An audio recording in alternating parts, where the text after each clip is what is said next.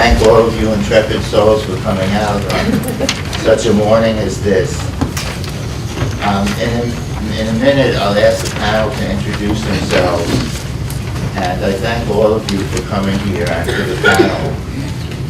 But first, Congressman Maloney wants to be with us, but he has another obligation and has to leave at 9:15. So before we start the formal part of our program, I'm going to ask the Congressman to say a few words, please.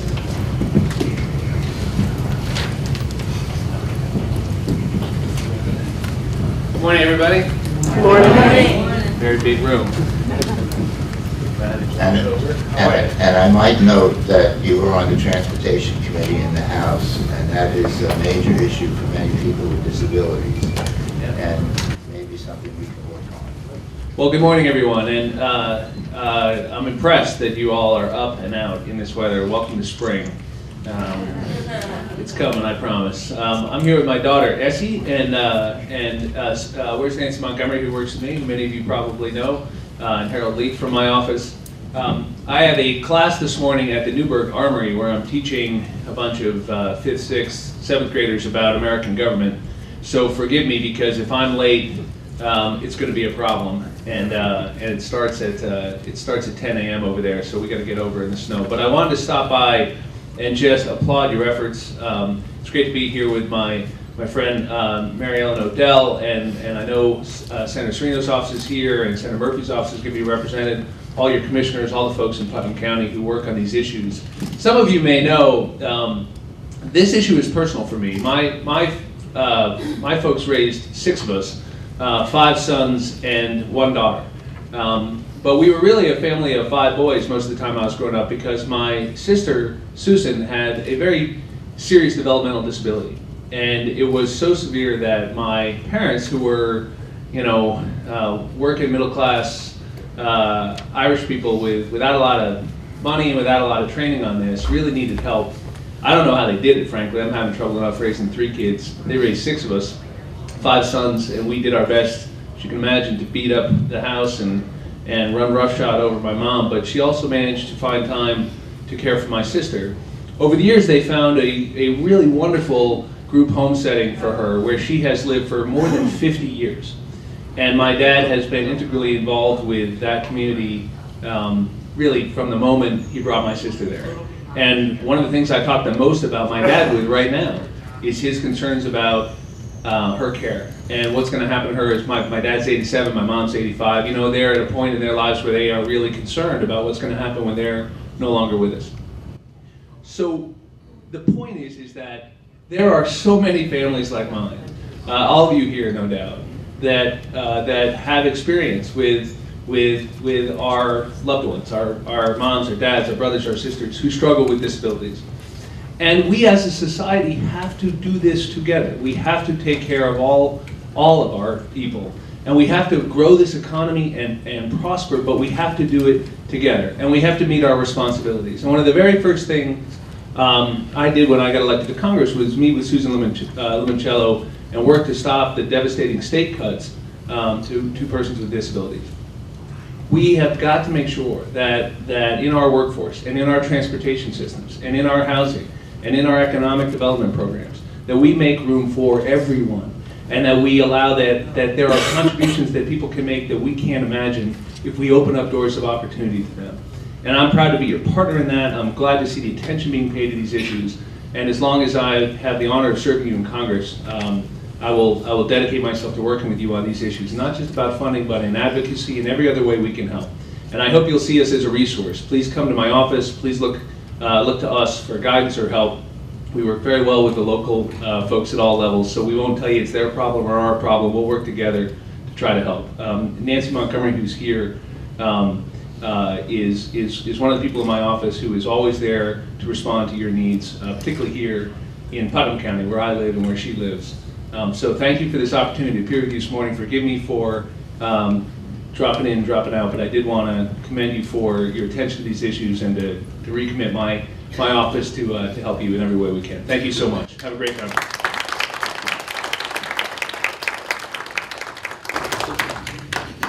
Thank you.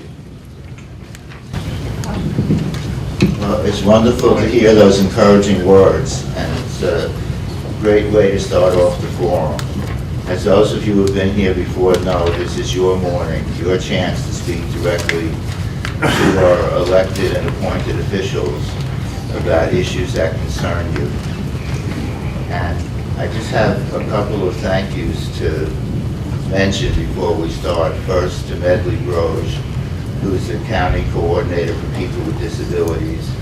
And Medley takes on the main responsibility for putting on this forum. And second of all, to Putnam Independent Living Services, which has generously donated the food that we have this morning. And third, I should mention, my name is Steve Unger. I'm with the Putnam County Coordinating Council for People with Disabilities. We're looking for new activists to join the council. Please speak to any member of the council this morning if you're interested. And with that, I'd like to ask the panel to introduce themselves, and then we'll get started. I'm Jackie Nabi. I'm here representing Senator Sue Serena. Senator who? Susan Serena from Putnam County District 41. Mike Piazza, Commissioner of Putnam County Department of Mental Health, Social Services, and Youth. Barbara Scuchamara, Putnam County Legislator, and the moderator. Morning, everyone. I do apologize for my attire. My name is Tyler Keegan. I'm the Chief of Staff for Assemblyman Steve Catt's office. So the Assemblyman unfortunately could not be here. He has an emergency that he had to take care of this morning. I was planning on attending this in the back, not on the panel. But I will have to step out shortly because I have to go attend another event. But the Assemblyman is the rank of mental health, and everything that I can stay here and discuss in this folder will be brought to the Assemblyman's attention, and he will continue to fight on his behalf, as we have done in the past in regards to in the budget. The State Assembly tried to cut funding in the past for OPWDD and individuals with disabilities, but the Assembly was against it. We got that $9 million back, and we're going to continue to fight on your behalf every step that we can. I don't know how to top that, but I'm Mary Ellen O'Dell, the County Executive. Yes? Can't hear anything. Oh, you can't hear anything? Steve, do you have any?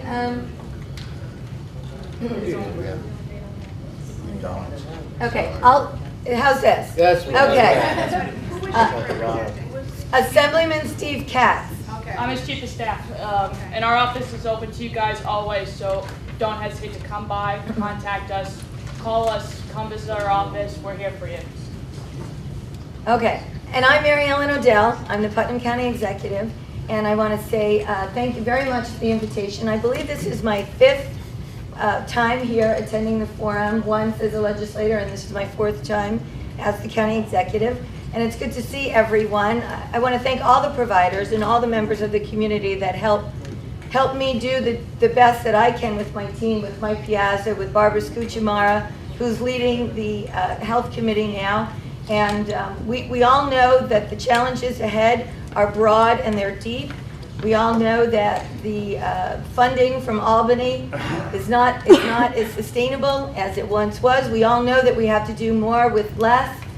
We've certainly been partners with Park and NAMI and all the wonderful agencies that are there for our community. And I just want to make a special note to Steve, to thank Steve for putting together our Disabilities Mentoring Day, which we introduced in Putnam County.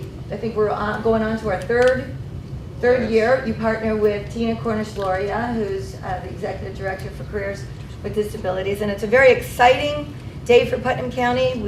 We take those individuals who are interested in spending a day with county government. We place them with department heads and workers who are interested in explaining and showing how government works in all the different levels and capacities. We start the morning with a breakfast, we finish with a lunch, and then we have these wonderful testimonials from the individuals, our constituents who've spent a day with us. It's probably one of the brightest days in Putnam County that I particularly embrace and enjoy, and I know our team does, and I'm looking forward to that, most particularly in October, because then hopefully this will be gone. The summer will have been here, and I just want everyone to know that we do our best in county government to make sure that funding across the board is stable and available, and certainly everyone knows that not only is my office open, Legislator Scucciamara's office is open, Dr. Beals, Mike Piazza, Jackie Anabi, our Senate, our Assembly team. We're really one team right now, and we're really there, as we call this 2015 being the year of the family. It's about embracing everyone's needs and everyone's opportunities. So thank you, Steve, for the opportunities. Thank I'm you. Alan Beals, Commissioner of Health for Putnam County. I'm sorry? Alan Beals, Commissioner of Health for Putnam County. I just have one other announcement to make. I'm sorry, when the forum finishes later this morning, a representative of the state office for people with developmental disabilities will be here to give us an update on what the state is doing now. And there are a lot of changes going on, so the update is important.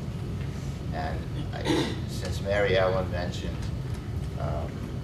Disability Mentoring Day, I just want to say that I've been involved in this stuff for about 10 years, and I think Disability Mentoring Day was the most beautiful day I've had, really, in Putnam County. It was just wonderful to see how everybody was working together. With that, I'll turn it over to Barbara and we can start. Okay, they tell me that this is a very difficult job because I have to keep everybody at 3 minutes. They gave me this obnoxious bell. There's a fan that's blowing back here, so it makes it hard for us to... Okay, I'll try to talk a little louder. Why don't you all move forward? Why doesn't everybody move forward? It would be a lot easier. I didn't know it. Okay, so we'll try to keep it at 3 minutes. I have a little red ticket here that when you get close to the end, I'll put that up. I'm not going to push you off the podium, don't worry about that.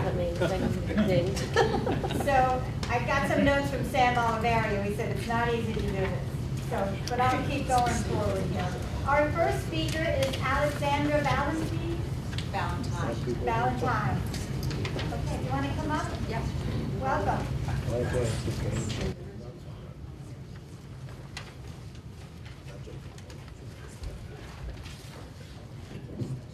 Can everybody hear me? Great. Good morning. Hi. As noted, I'm Alexandra Valentine. My son Peter lives with severe autism, and he's almost 20 years old. Before I begin, I want to thank again our county government for making the position of coordinator for its Office of People with Disabilities full-time. That's a huge help to many, and we appreciate it a lot. To our state government representatives, I guess nobody's here today, but please reject the Cuomo budget that lowers special education standards. Families of special needs students in New York pay the highest property taxes in the US, but now Governor Cuomo wants to save money by providing our children with only the bare minimum federal standards. In Putnam, many of us now pay an added tax to subsidize veteran school taxes to help ensure they stay in their homes. But ever since our son was about 3 years old, we've heard there's a 10-year waiting list for special needs adults housing in this area, and nothing's changed. We want to suggest New York finally gets serious about reforming public employee pensions and health insurance benefits before considering any other way to cut the budget, especially reducing services to the truly vulnerable. These services are the whole point of government-funded institutions, not guaranteeing job security and retirement costs for those working for them. We've been lucky to know many dedicated, hard-working specialists who've contributed to our son's well-being and progress. If the state's economy could grow again, we'd all, free of debt, we'd all be better able to create, test, and implement a new generation of innovative programs to improve handicapped New Yorkers' quality of life. We'd also actually increase the rewards for those who choose challenging careers in the helping professions. I guess nobody for the federal government is here, but I'll say it anyway. You can help by finally funding in full Congress's own law, the Individuals with Disabilities Education Act. Thanks again, and thanks as well to Putnam County's Office for People with Disabilities for putting together this forum, to Putnam Hospital Center for hosting it, and to all the exhibitors for related services that are here today, and of course to PILS, Putnam Independent Living Services, for making possible the nice breakfast by Jen and Jerry's we all enjoyed. Thank you.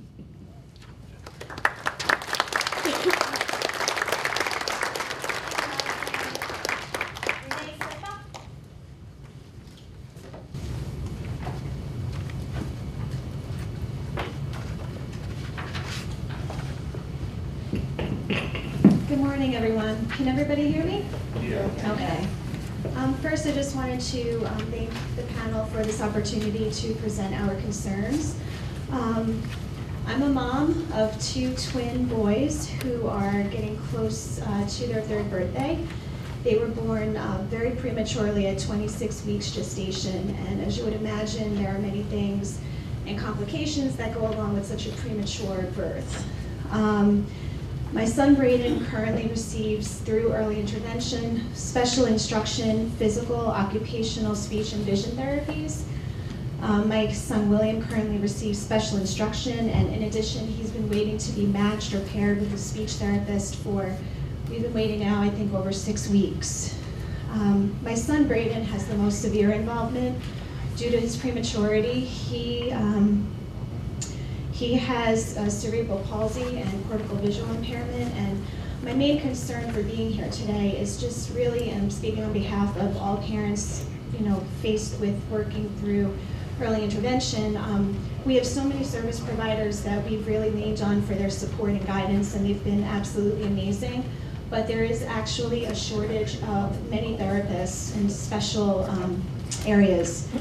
The ones that we're mostly concerned with is the lack of vision therapy and the lack of speech therapy within Putnam County. On paper, it seems that there are many available to us, where in actuality, there actually are not. Many of the providers will not travel to Putnam County or throughout Putnam County, so there are very long waits. The mission statement of early intervention is to identify and evaluate as early as possible those infants and toddlers whose healthy development is compromised, and provide for appropriate intervention to improve child and family development. So what we're looking for, and especially with that magic window when the child's brain is still, growing and able to rewire and program itself, just being able to really hone in and get them the opportunity that they really need and deserve to develop as best as they can within their full potential. So again, I know I had spoken earlier with Commissioner Beals, and Dr. Beals had addressed some of my concerns. And I'm just looking forward to perhaps there being an enhancement maybe in pay and support for the therapists that would be willing to travel to Putnam County, because I know right now they do not receive reimbursement for travel expenses for mileage, and there just needs to be more of a more of a reason for them to travel within our county and provide these services that our children need. So, thank you very much for the opportunity to speak. Thank you very much. Jessica Frost?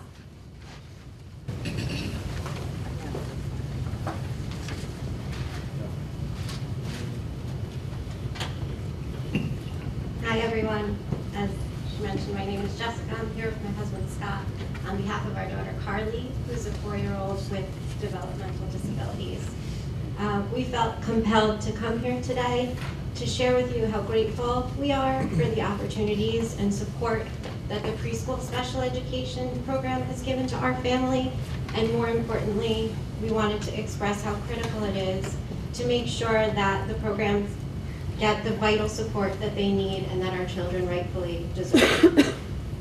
The fear and frustration, I'm sure many people here can attest to, of not being able to communicate with your child And watching them struggle to understand and not knowing how to help them is just overwhelming.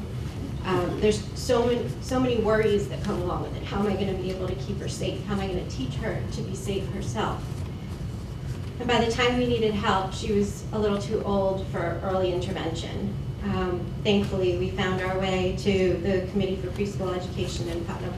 And although it was a stressful time, we were blessed that we found an opening at Park Preschool.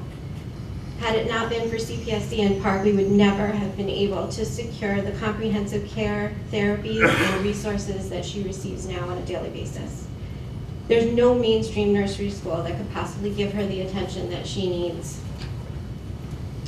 It's been an amazing opportunity for our child, and the growth that we've seen in just a few short months is absolutely wonderful. She now has the support she needs, and we've gotten it early on, which is so important, so that we have every hope and belief that she can continue to make great progress. However, we realize that in many cases, this is a unique experience.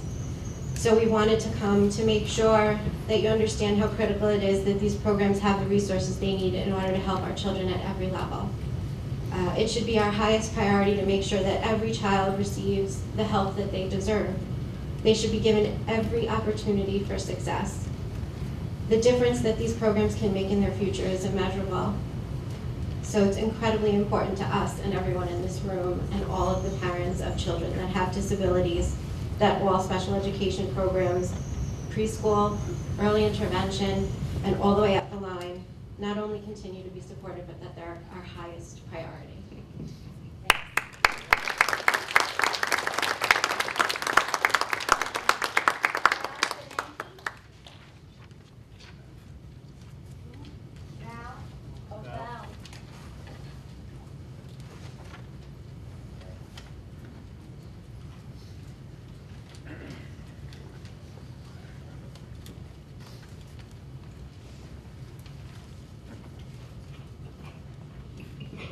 How is everybody today? I come here today to talk to you about the work centers, the work center down at the Park Center in Putnam County. I'd like to read a little bit about one of the reasons people have a right to keep and have a choice and the right to keep the workshops open for people who need them. It's the Employment First Choice Act. The bill makes clear that an individual cannot be moved out of a sheltered workshop unless such move is consistent with the individual's wishes and the Olmsted Supreme Court decision. Now, as I thought about this, and I was asked to come and speak today, I realized that there are some people who probably will need to be in a workshop setting. I mean a work center setting. Sorry, we're used to saying that, but the work center setting, because people coming out of homes, living at home, coming out of high school, where will they go? There's no backup plan available for them. So what will they do? So I ask for all of you to please help the people who still need work centers, and for all the parents who are worried about their children and what's going to happen to them. They need these types of situations. Unless there's a better backup plan in place, what should they do? Remember that everybody functions differently, and for some people, it's a step for them to be in a work center because of the fact that they function, just because they function on that level, in other words, doesn't mean that they're not being productive in society. It's just the type of production that they do at their level, because we're all on different functioning levels, but it doesn't mean that we can't progress and that we can't move forward and accomplish more with our lives. But once again, I just ask you to keep the work centers open because people need them, and to make sure that they have a place to work, because with no important backup plan in place, people will be leaving work centers and going places where they won't be making money anymore. And I think that's a shame. Thank you.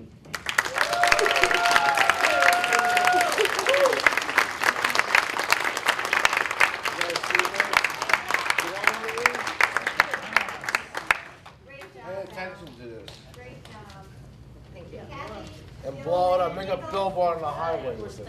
And I'm not joking.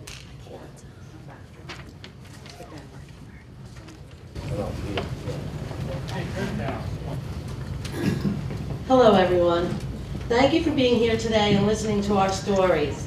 I've worked for Park since 1998, providing life and work supports for people with developmental disabilities. My current role is Support and Employment Coordinator and Self-Advocacy Staff Advisor. While my primary role has me seeking jobs for people into community job sites, my office is in the building with the Vocational Training Program, previously called the Sheltered Workshop. This environment is now being viewed as segregated and negative by some lawmakers who are interpreting the Olmstead Act of 1999 to find work centers restrictive. Unfortunately, it's not the reality of the work center as I know it. People with significant developmental disabilities have been able to work in the work center under the 14C certificate and make what is termed piece rate. This allows people with significant disabilities to work and be paid for what they produce, allowing everyone to work. While working in this environment, soft skills are developed. For example, following a schedule, returning from breaks on time, communicating with your supervisor. Along with soft skills, the work center can learn product assembly, hand tool use, operating machinery such as the shrink tunnels, packaging, sealing machines, building maintenance, and warehouse training are also provided to many people. Through my years working here, we've helped several people move from the vocational training program into community job sites. People who previously worked in our work center now are in doctor's office, town maintenance positions, restaurants, supermarkets, large production factories, as well as other environments. While many people have succeeded in their new employment ventures, some have failed, and they're allowed to return to the work center and earn a paycheck of their own. In July of 2013, OPWDD, the Office for People with Developmental Disabilities in New York, placed a moratorium on the vocational program intakes. There would no longer be funding to work in the environment. Then began the 6-year time clock on how long funding for people who are already there will exist. Come the year 2020, this removes this option for many people who still want to work and earn money. Secondly, alongside the value of work is a social aspect that the vocational training program supports. While many people state it's segregated, I've also seen people with developmental disabilities be segregated in community jobs. I viewed a particular person who worked in a supermarket and was not invited to eat lunch with his coworkers or do the social things outside of work they were doing, like going to the movies. I viewed him as being isolated. Let's think to ourselves how often we reach out to people with developmental disabilities to spend time with us. However, at the vocational training program, they have peer supports. They do things similar with other people who they work with. They complain about their family and their staff and everything. Having lunch with my coworkers is something meaningful in my life. As a support and employment coordinator, working as a job developer and with job developers, I see how difficult it is to find work for people with disabilities in Putnam County. The minimum wage is now $8.75 an hour. Employers want productivity for their dollars and their business. For people who are able to work, transportation is a factor because jobs outside of the bus schedule become omitted for them. While we work hard to support community employment for people, we see extreme value in the work center. So this brings me to the politics. The Employment First Choice Act, sponsored by Senator Young, gives participants in work centers the choice to stay in work centers if they so choose. The bill also requires that states to take advantage of the pre-vocational funding in work center settings in accordance with federal guidance. The Senate included this legislation in its version of the 15-16 budget. We're trying to get the Assembly to do the same. The next issue is the 14C certificate. It's being looked at to be phased out. There are some people who view it as negative. For people with the most significant disabilities, it's necessary to have in place in order to pay their salary. People with extremely low production cannot be paid at minimum wage. Even a funded program can't survive under that financial strain. Please oppose, and this sounds terrible, oppose transitioning to integrated and meaningful employment. That would get rid of the 14C certificate. In other words, support the 14C certificate.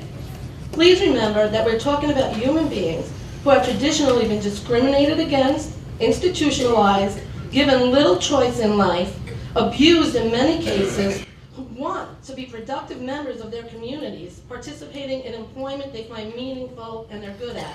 Please support their choice. And thank you for not saying that.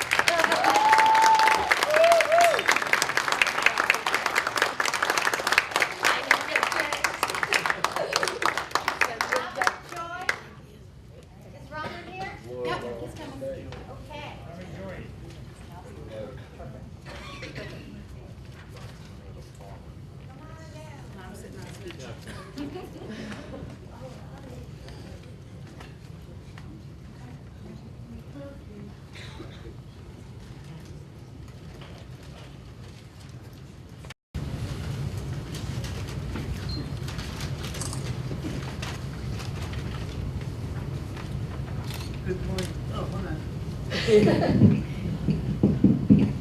Good morning. I'd like to make a lot of money at the workshop, and also I would like to get a job on the outside someday. And I hope the workshop does not close down at all. Also, I am a member of the CSP group down in the workshop, and the position I hold is community outreach. Thank you.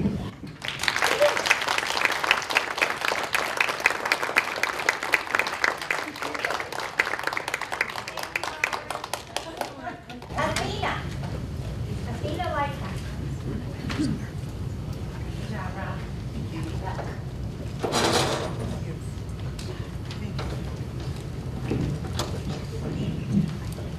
Good morning. My name is Athena Lightcap. I'm 39 years old. I live in a supportive. I live and work in a Putnam ARC.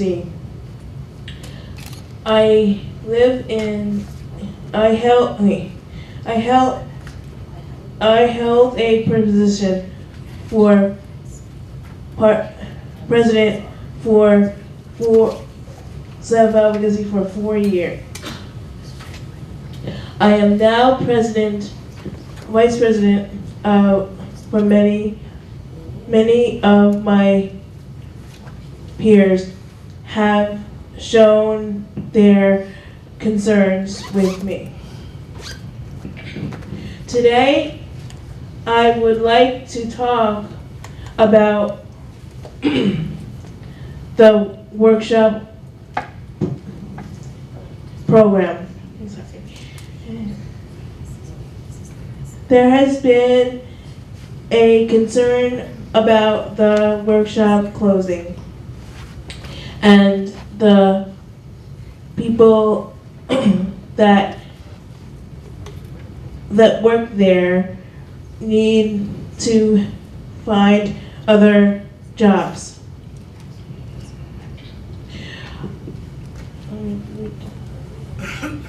I think the closing of the workshop would be a mistake for the following reasons. One, some people there need the extra support that is available at the workshop to do their job well. Some people would not have any other place for a job if the workshop closes. It would be difficult for them to work in the community. 3, although through Park Workshop, we had the opportunity to socialize and help each other when needed.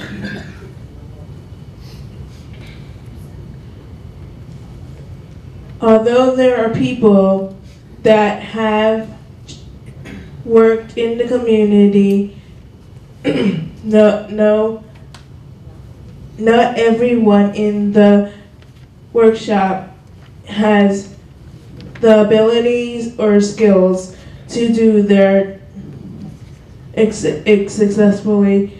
They might become discouraged and not want to go to work. Another concern of mine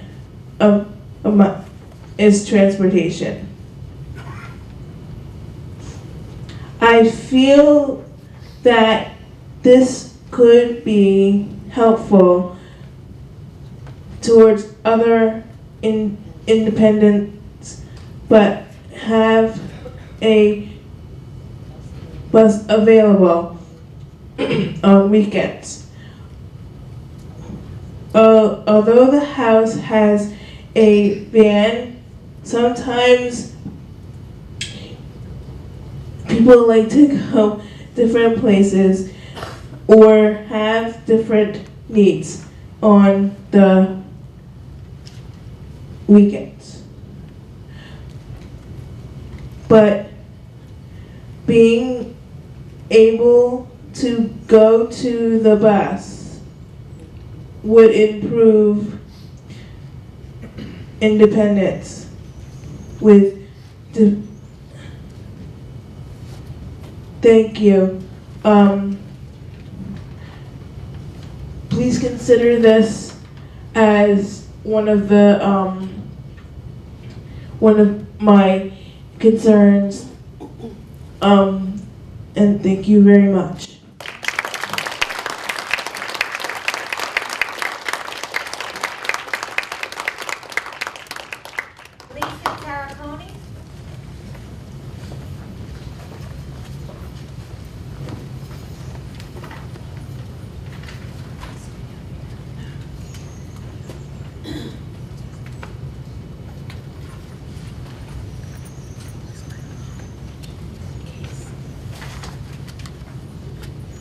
Happy spring, everyone.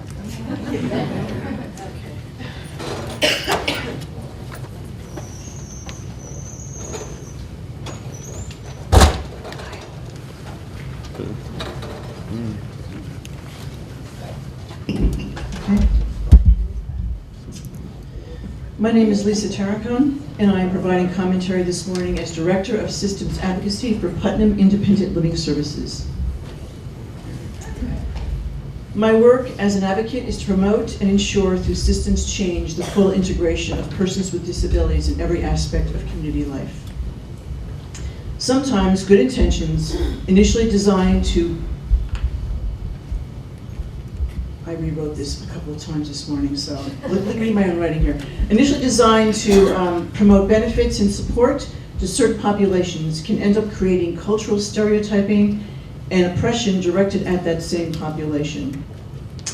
Segregated and sheltered work and paying less than the minimum wage may be such an example. These are programs that were at one time designed to help people with disabilities learn meaningful skills and obtain gainful employment while protecting them from public judgment. Assuming that a person with a disability is incapable of making choices is often used as a justification for placing that individual into a segregated or sub-minimum wage work environment where they are isolated and not fully integrated into our community, and where their particular skills and talents are never fully realized. Many people working in support of these environments don't think there is another way. In fact, there is. 30 years ago, no one believed there was another option for people with disabilities but to live in large state-run institutions. The belief was they could never care for themselves. They were too vulnerable and made people too uncomfortable to live among people without disabilities. But soon, we saw these human warehouses for what they were, and in state after state, institutions closed, and now millions of people with disabilities are living successfully in their communities. They've evolved and adapted and showed us they are more than what we believed, as did the rest of the country who recognized the value of having friends and neighbors with disabilities. We witnessed lives changing. It is a misconception that people with disabilities cannot fit into traditional work. The fact is, workers with disabilities can be employed and be paid equally with appropriate job development, training, work support, and assistive technology. However, the low expectations of service providers and families contribute to workers with disabilities being unaware of opportunities for employment in the general workforce. Supported employment and customized employment opportunities help place workers in a job that is a match for their skills and interests and better meets the needs of employers and workers. Although we are opposed to continued segregated settings, we do realize the difficulties presented by rural areas and lack of transportation options. We do not want to see people removed from workshops only to sit home with nothing to do. Rather, the state needs to ensure that individualized day hab or community hab services are in place to ensure that people are not dumped into isolation of their homes.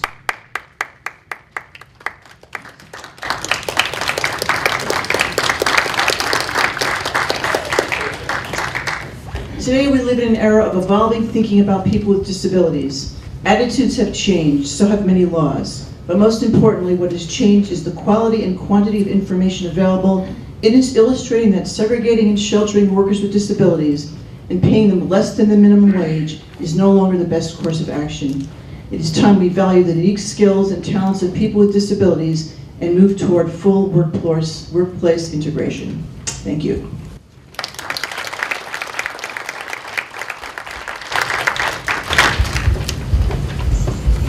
Sandra Casey? Excuse me, may I comment? Ma'am?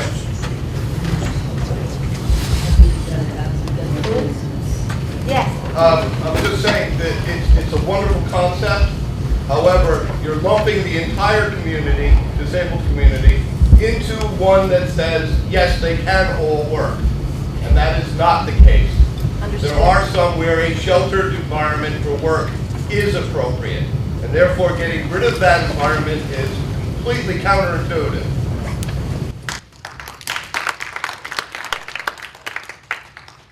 Should I respond or just would you like to respond, or is that just? Yeah, go ahead. Oh, okay, sure. 1 minute, Sandra. I totally appreciate that statement, of course.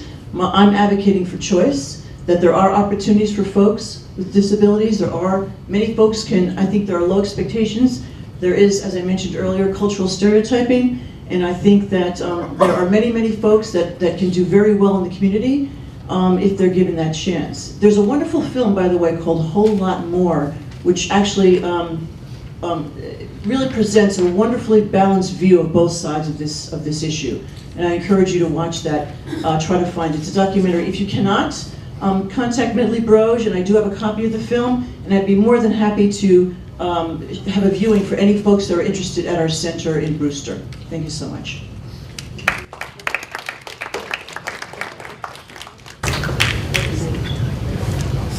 Thank you. Can you hear me?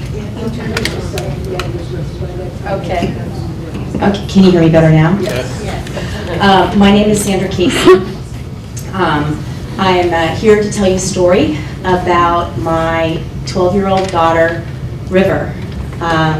River is severely autistic, and 2 years ago was also diagnosed with Tourette's syndrome. Her Tourette's syndrome symptoms present themselves as vocal tics, which are often very loud, ear-piercing screams, and aggressive surges that she can't control. They're completely involuntary. And many people in this room know River very well and know she is an angel. She doesn't have a malevolent bone in her body. And when these things happen and people respond in fear and trepidation, as most people would do if somebody was screaming or potentially threatening to throw a punch, it causes her extreme remorse and just anguish. So the story I'm going to tell is about what happened last Tuesday on her bus on the way to school. she had an episode of anxiety and she melted down. And appropriately so, the bus driver pulled over for the safety of her and the other children on the bus and called the police for assistance. The Carmel police arrived. They also called me to come and get her, but the Carmel police arrived in advance of my arrival. When I arrived, there were 3, potentially 4 Carmel police officers standing around.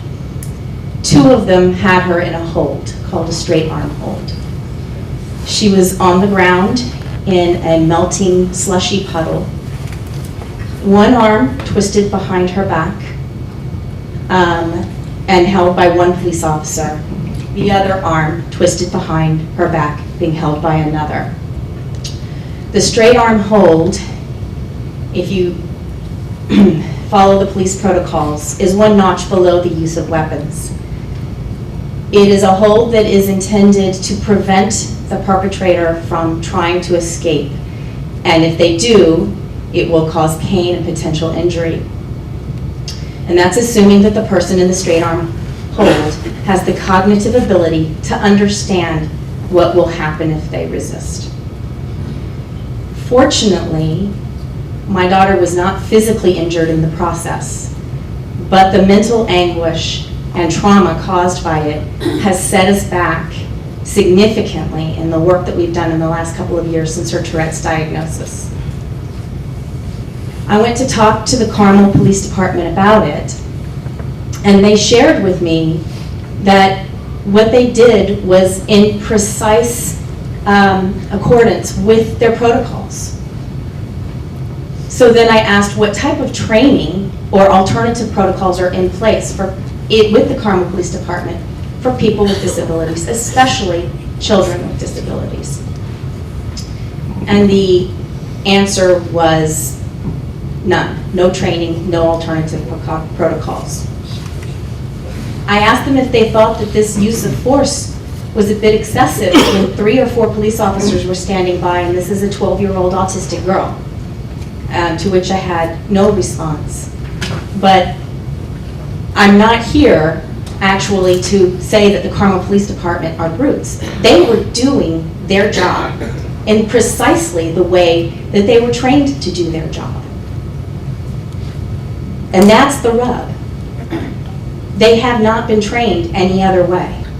There are alternatives.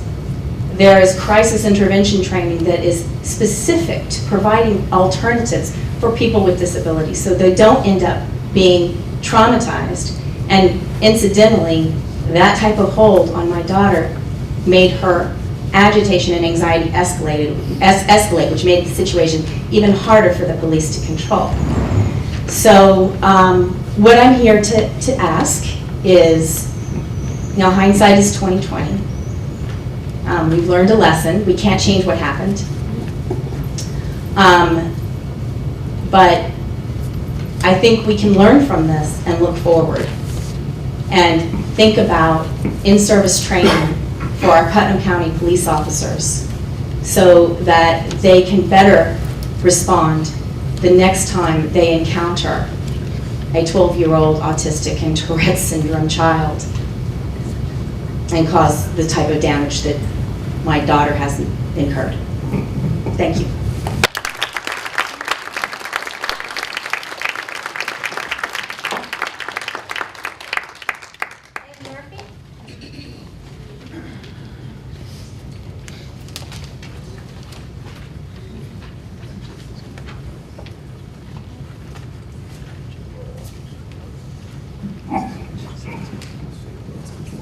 I believe we're on.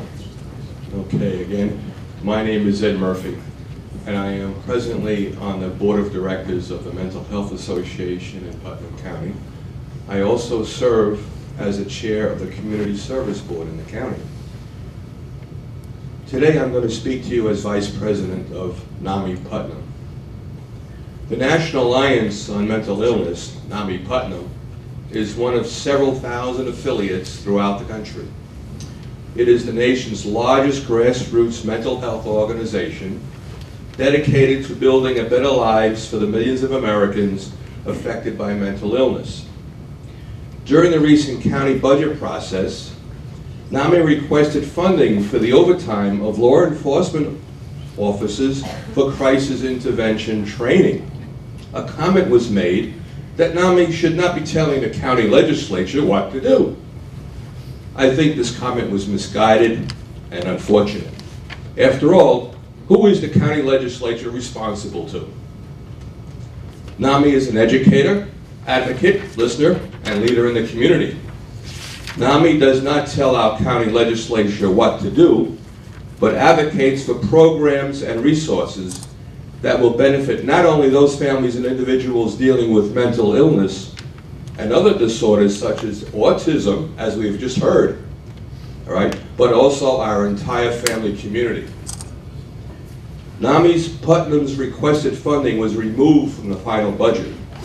However, NAMI would like to thank Commissioner Michael Piazza and Sheriff Donald Smith for their collaboration in moving the CIT training forward. Another of NAMI Putnam's major concerns is the lack of a mental health court in our county. In March of 2012, at the legislative forum, NAMI Putnam requested that the mental health court be reinstated after New York State eliminated the position of case coordinator due to budget cuts. Shortly thereafter, Putnam County stepped up to the plate and engaged a case coordinator who we were informed would work with the mental health court. However, this has not been the case. The case coordinator was assigned to the treatment court along with a state case coordinator. Although the treatment court, better known as the drug treatment court, is available to those individuals with a dual diagnosis, that's a mental disorder and a substance abuse problem simultaneously. So individuals only with a mental health disorder have not been able to gain access to the treatment court. Statistics indicate that 1/3 of those individuals with a mental illness also experience a substance abuse problem. Hence, we are addressing only 1/3 of the population with a mental illness in the current treatment court arrangement. The mental health court's mission and goal is to improve public safety, court operations, and the well-being of people with mental illness by linking to court-supervised community-based treatment in the defendants whose mental illness is related to their current criminal justice involvement and whose participation in the mental health court will not create an increased risk to public safety. There are presently over 29 mental health courts in New York State. On New York Court's website, Putnam County's mental health court is listed on the 9th Judicial District.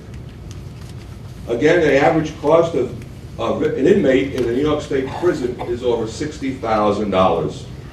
This does not include the cost of incarceration in our local correctional facility. The $60,000 is an outstanding number when you compare it to the cost of community-based treatment. Wouldn't it be beneficial to our family community in Putnam County if the county stepped up again? Thank you.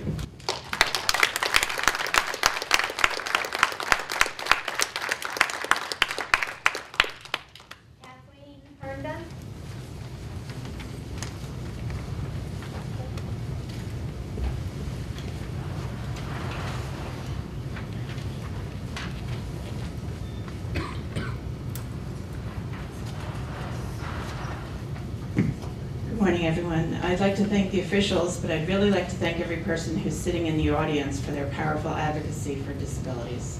You all deserve a round of applause for being here. I'm here to talk about mental health recovery through peer support. I am both a consumer of mental health services, and I also head up the Clear Door Recovery Center, which is an exciting new program of the Mental Health Association in Putnam County. As there is no magic pill, there is also no magic path to recovery. Peer services help in a manner unlike all others in the way we relate to fellow recipients of mental health services as people first and not patients. This process is always evolving with each individual who picks up the phone and walks through our doors. We strive to get them in touch with the pieces of themselves that have been forgotten or never explored. These pieces are vital to community integration, engagement, and fulfillment of a life outside of our diagnosis. It is our goal to empower people with the knowledge that their abilities far exceed their disabilities, ultimately offering hope through encouragement and example, without which recovery is not possible. Excuse me. We also are able to offer a unique form of suicide prevention. Many people come through our doors because they are not currently working with a clinical provider. They may not want it reported to their insurance company, and they may want to remain anonymous. And the most important role, in my opinion, is to offer to all a safe place to talk about their suicidal thoughts. People need to be able to talk about it while they are still flirting with the idea before it becomes a definite plan. We are not afraid to talk about it, as many of us have been there. Talking about these thoughts in a safe environment without fear of hospitalization is key to suicide prevention for many. Focus is being placed on reducing Medicaid costs to the states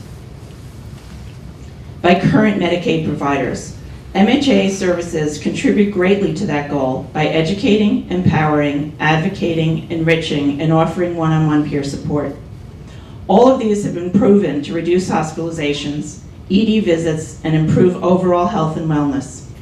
Our services go mostly unnoted and underreported as we are not a billable service, resulting in underfunding. In light of impending district, we need our legislators to fight to keep these type of services alive. I leave you with the inspiring words from the beautiful, insightful Audrey Hepburn. Nothing is impossible. The word itself says, I'm possible. Thank you.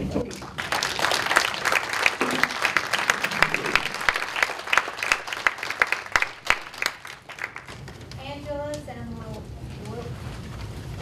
Zamlowski. I really learned that one. Zamlowski, I'm sorry.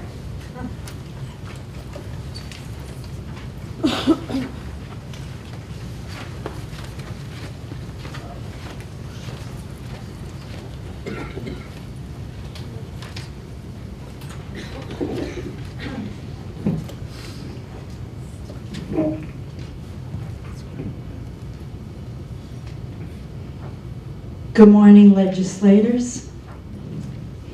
I stand in front of you today to speak about the extremely high cost of Medicare copays for Tier 5 drugs in New York State.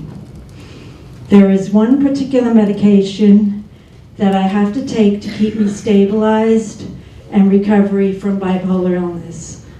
I am extremely medication responsive. I am highly functioning when I take my medication. So I need my medication. I need this particular medication to keep me highly functioning. This medication has no generic alternative. It only has a name brand, which is a Tier 5 drug. The name of this medication is Abilify. I am married and I usually can go on my husband's private insurance plan. This past year, my husband's company insurance premiums were too high for me to go on, so I went on Medicare Part D. I opted for the Advantage plan through United Healthcare. My premiums for this plan were very inexpensive, but the co-pays for the Abilify were unbelievably high. If my husband hadn't been making a little more money on his new job, we would never have been able to afford the co-pays. I had been working a part-time job and was making $600 a month. My entire paycheck every month went to the co-pays for this medication. I am speaking about this because I hope there can be some reforms made with the Tier 5 drug co-pays and the Medicare Part D drug plans for next year. Thank you for your time, legislators.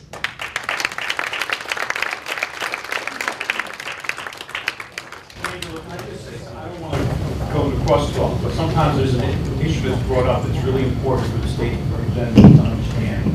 Because that issue is with Medicare, and it needs to be addressed with the federal government. On the Medicaid side, I just want to tell a story. Fidelis Managed Care also does not want to pay for Abilify. But there is the system in Medicaid in the state is that the prescriber, the physician, can make a waiver, and Abilify will get paid for with only the $1 Medicaid copay. So, I mean, I think it's really, really important that the issue of prescriber prevails is on the budget right now. The governor's budget, the governor tried to reduce the prescriber prevails. So the issue that the problem that you're having with Medicaid has been worked out through Medicaid as long as we maintain Medicaid the way it is. So I'm glad you brought it up. I'm sorry to interrupt the proceedings. I just wanted everyone to know that. But it hasn't been worked out with Medicare, you're saying? Not been worked out with Medicare. So it still needs to be addressed? Talk about that, because are you saying Medicaid and Medicare? No, just Medicare. Yeah, see, that's Because why. I'm married. I mean, but that's what we need to address. Your problem. Okay, thank you. Commissioner. And boss? I mean, it's her problem. We all got that same problem. That medicine's very expensive. I take it. You want to see the stats?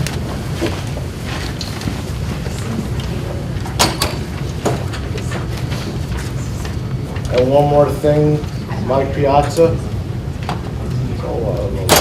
They'll talk to you when they're finished. And? Okay, I'm here. Am I speaking loud enough? Yes. Okay. I started my little packet with a funny picture. But before I start, I was asked to give a couple of quick messages, so this is not part of my 3 minutes. Okay. Number one, I'm here today because Transportation Czar Vinny could not be here, but he arranged for me to be here, and he asked me to say that while all the transportation issues are still going on, they're making some progress, and they're still not going to Patterson, but he did arrange to get me here, and he apologized that for the first time in 15 years, he's not here. But he wanted me to say the county is still working on things. And number two issue, Mary Ellen, I saw your tape. The program went great, the annual program. And number two, I'm sorry that Senator Murphy, for his first legislative forum, is not here or didn't send somebody, because this is something not to be missed. And number three, for Senator Gillibrand, last year I addressed the issue of needing assistive technology, and she not only arranged it, I had the assessment at Helen Hayes, and unfortunately now I'm between a rock and a hard place, because now I need a grant of $1,500 for the equipment, because I got the assessment and I passed, which is not her doing, but people do listen up on the panel. Now I'm going to go on, and Sandy, thank you for getting here, because you may be able to help me with some of the things. To start off, the people on the panel have this cartoon of me, because last year, if you were here, I told you I might not be here this year, because now I have a second problem, and right now my kidney disease and my TBI are fighting each other, but I'm here and I'm still fighting.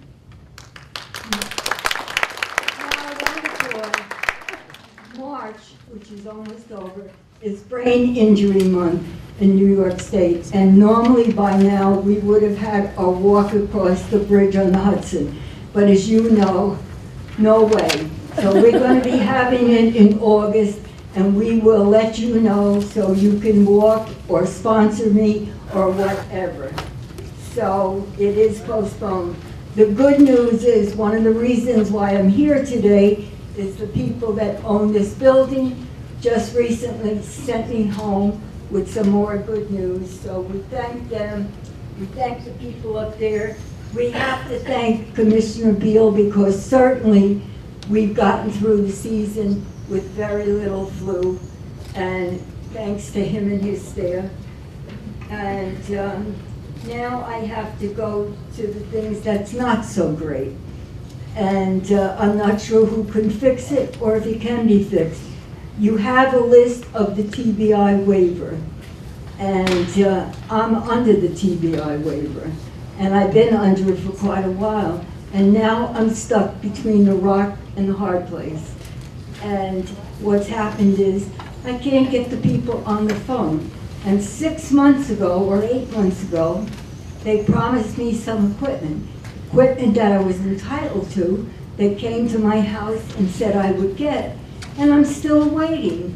And the things that I have at home are broken, and I'm still waiting. So while I've spent a lifetime setting things up for you guys, and now I want to help other TBI people, many of the talks that I was supposed to give this season were of course canceled. Nobody was going to come as a group to hear me talk. I couldn't get out of my house, so they were canceled. And now I can't help me, so I can help you. And by the way, if any of you have groups you want me to come and talk to, or talk about being an organ donor, because that's what I also am, I'm glad to do it. But I'd like to get my waiver equipment, and I can't get my waiver people, not Putnam's waiver, but I can't get them on the phone, so that creates a little problem. And just to tell you, I've been tested for my hearing. I have heard you because I put my right ear to all of you, and I listen carefully. But I don't hear out of my left ear. And this is what Medicaid has said. Well, if you can hear out of your right ear, you don't need a hearing aid for your left ear. And I can manage that, but I worry about what are they going to tell you about your child. So I'm not too happy about that. And so if you're in the TBI waiver, you're supposed to have enhanced Medicaid. So I ask you, if you go into it, be very careful. And for, I guess, Sandy, and for some of the cats, because you're on the statewide level, just keep an ear out for that, what's happening on the statewide level. And Mary Ellen, make sure that Senator Murphy sees the tape of this, because I'm disappointed that he's starting out by not being here for this, because these people have things to say. And I will apologize on behalf of the senator, and I should have mentioned it earlier when I made my welcome.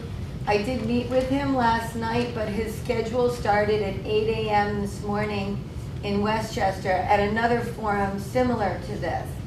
And, you know, as far as his staff not being here, I will certainly pass that message. But clearly, I can relay any concerns, and I will, to the senator. He does maintain an office on the 3rd floor with me up on the executive office. And I will make sure that... I'm sure that you speak well for the people of Putnam County, so I have no doubts. But this is the most important thing that happens for the disabled in Putnam County. And if we didn't have the snowstorm, we'd have even more people here. But this is your day, and we worked so many years to get it. I'm the godmother of you people. 60 years ago, I started doing all this, and now it's up to you, and I want you to have your day. Thank you.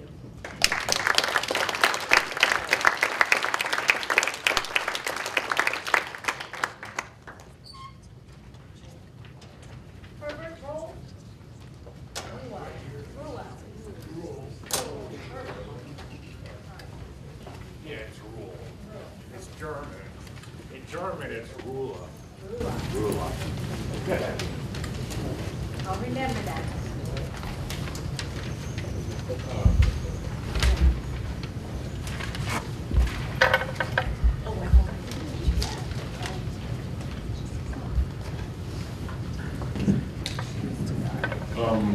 Herbert Rule, and this is a letter expressing my concerns. Dear representatives, I am writing and speaking to advocate for fairness in funding for necessary and vital services and programs for disabled members of New York State. Housing programs for mentally ill, such as Search for Change and SLS, are very critically needed to aid and make recovery happen. These programs work with treatment programs such as Putnam Family and Community Services, the Mental Health Association in Putnam County, Putnam Independent Living Services, PARC and other recovery-oriented therapy and case management services. All programs which help children and adults.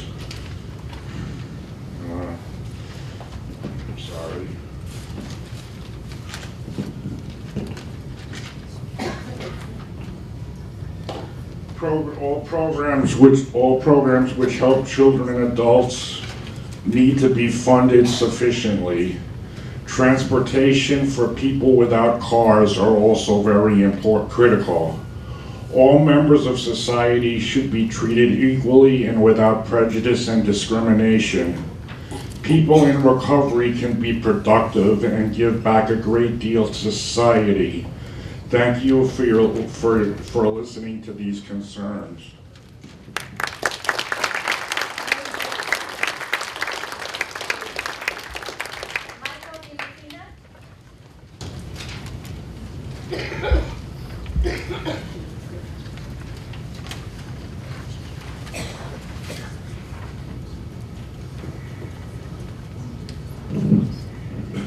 Good morning. My name is Michael Diamatina. I'm a Putnam County resident and the mental health advocate at Putnam Independent Living Services.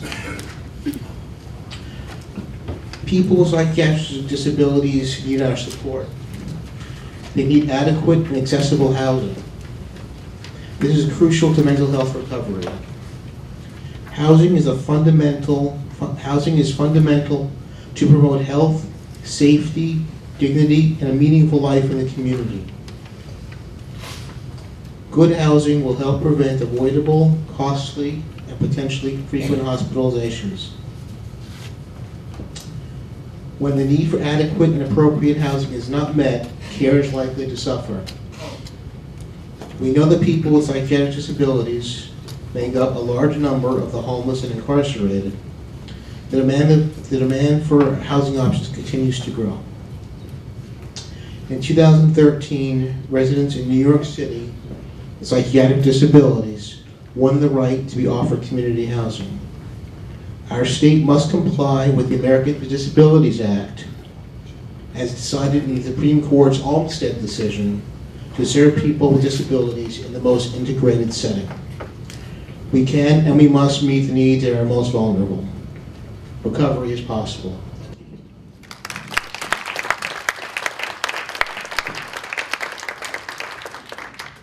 Ashley Brody.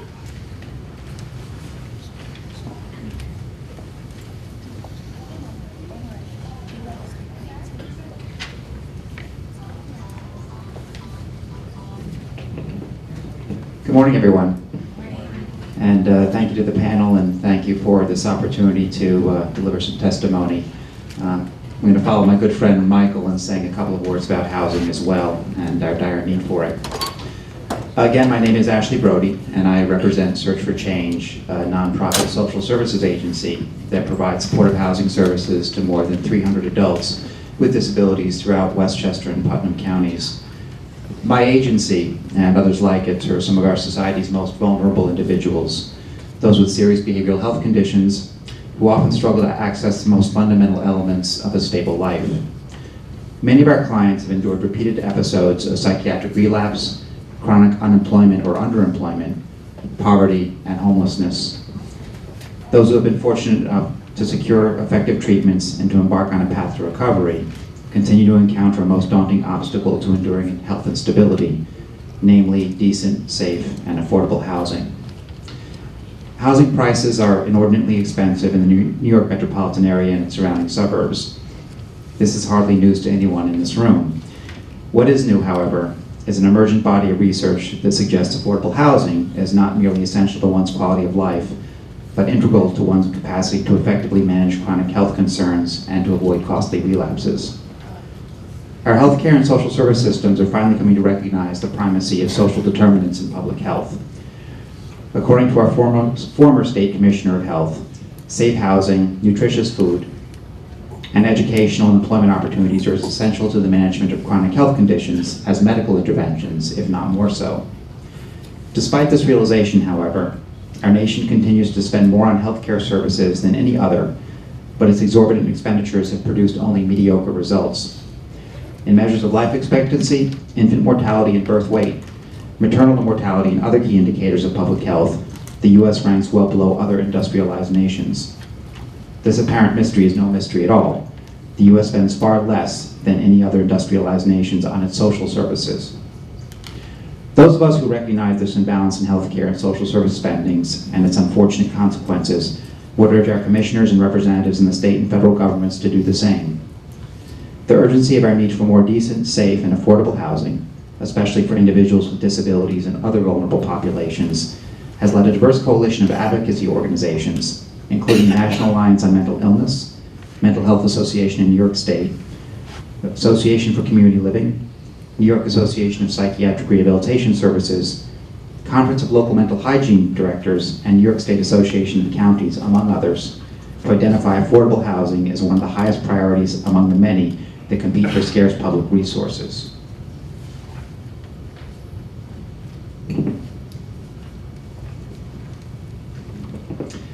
As our annual state budgetary negotiations come to a close, we urge our representatives to heed this united call for a greater investment in affordable housing and support services for our most vulnerable citizens. This is not simply an ethical and humane approach to public policy, but a sound financial investment that is bound to yield dividends through improved public health and reduce reliance on expensive and frequently ineffective healthcare services. Thank you again to the panel for your time and for your support.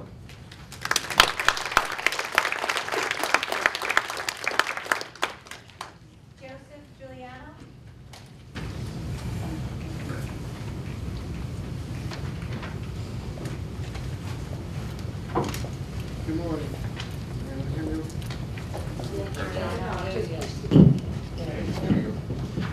My name is Joseph Guiliano and I represent Putnam Independent Living Services. As the legislative advocate at Putnam Independent Living Services, I would like to address a far-reaching housing issue affecting many residents of Putnam County. There is a glaring lack of accessible housing for seniors and people with physical disabilities in the county. This is a systemic problem and will continue to be a problem until county government acknowledges this crisis and develops the political will to address this problem. Due to the lack of accessible housing, numerous seniors and persons with disabilities are forced into nursing homes where they languish for years. Our agency has identified individuals between the ages of 19 and 50 who have been discharged from hospitals to nursing facilities because they are unable to find accessible apartments. In many cases, they have had to accept placement outside Putnam County and sometimes outside the state, away from family and friends. The lack of accessible housing makes it extremely difficult for seniors and people with physical disabilities to find adequate housing.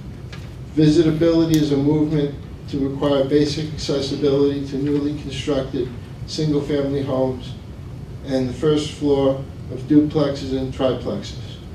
With visibility, the front door should be barrier-free, as well as interior walkways, and the first floor should have an accessible bathroom and temperature controls. Visitability standards would enhance the number of accessible homes in the county. The U.S. Supreme Court Olmstead decision came down in July of 1999 and ruled that persons with disabilities have the right to live in the most integrated setting. Here we are, over 15 years after Olmstead, and seniors and individuals with disabilities are still stuck in nursing homes and other institutions when they should be living independently in a community near family and friends. It is my hope that Putnam will take decisive action to ensure that seniors and individuals with disabilities be given the dignity to live in their own homes rather than nursing homes or other institutions. In addition to the fact that there is practically no accessible housing in Putnam, the county does not have a single shelter for the homeless that's accessible. Something must be done to address this problem, or persons with physical disabilities will continue to be shut out of the housing market in Putnam. Thank you for this opportunity to speak.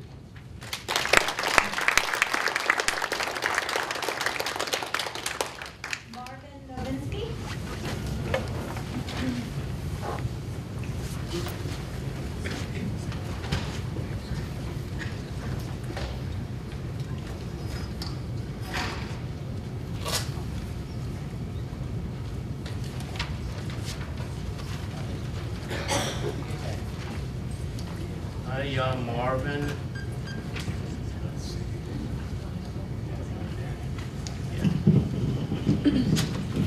Hi, my name is Marvin. My speech is on transportation.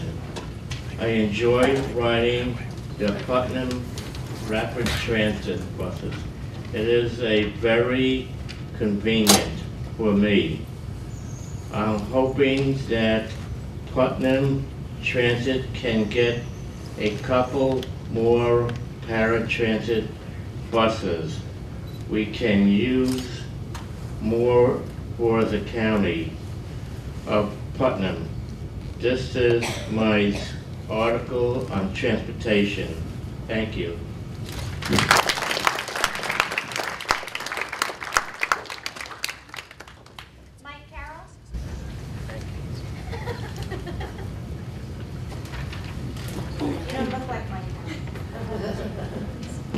Mike couldn't be here today, so he asked if I would read his remarks. I would like to address the forum on public transportation issues facing the mental health community. The new operator of the Putnam Transit Service has improved service greatly in the past 6 months. There are now new buses and greater reliability, but for many, getting around on public transportation is not easy. Bus service is somewhat limited, and the buses do not run on Sundays. This is a result of not having enough rider demand, so it's understandable why service remains in its current state. These limitations, however, can lead to difficulty to those in the mental health community seeking employment. It would be helpful for there to be some sort of increase in the hours of service on all lines if possible. Another pressing issue is the lack of bus shelters. The most glaring example of this is regarding the Brewster Clinic stop, where those most in need of bus service must brave the elements on challenging weather days. Consumers may be less willing or able to utilize needed mental health services on days like these without adequate shelter while waiting for buses to arrive. I am aware that the county plans to address these issues in the near future, and I encourage all who are here to assist in this effort in any way possible. Thank you.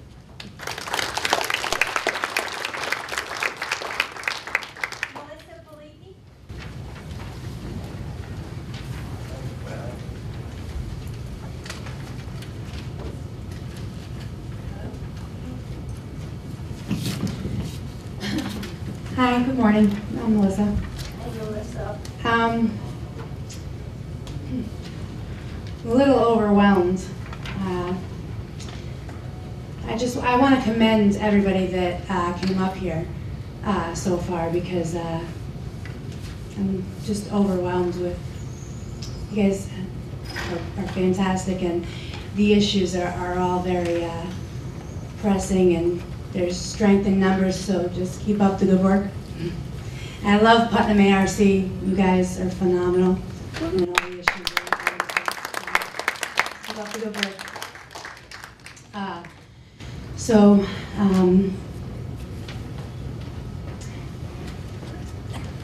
Good morning, and thank you for your time and attention concerning these pressing issues that are affecting so many families in our community.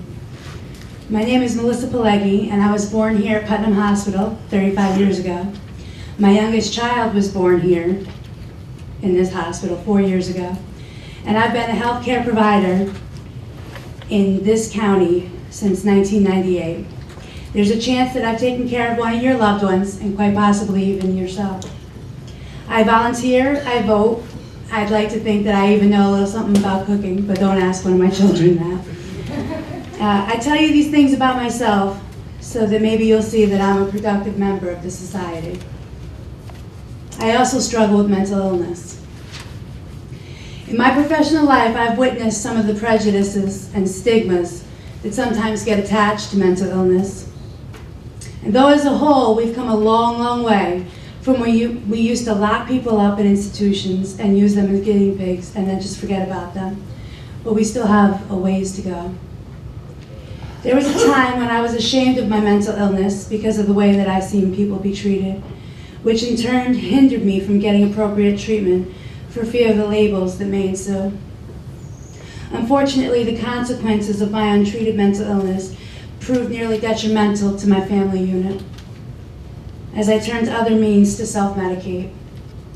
Thankfully, with the help of God and some caring, dedicated, overworked, and underpaid professionals who assisted me with the help that I desperately needed, today I stand before you well on my way to recovery. Today I'm no longer ashamed of who I am.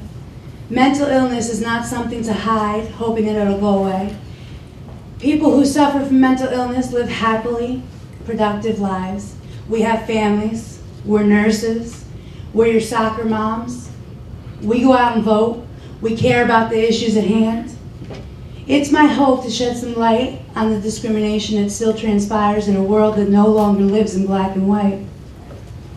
With all the knowledge that we have today concerning mental illness, mental health, there's no excuse to exclude a single human being from the same opportunities of another simply due to their disability. Everyone deserves the right to be treated with respect and dignity. So I just want to say that I love Putnam County. There's really some wonderful organizations in this county. I've lived here my whole life, and I just want to say that Putnam Family and Community Services has helped me tremendously throughout the years that I've been in this county. And I mean, there really are some wonderful people here.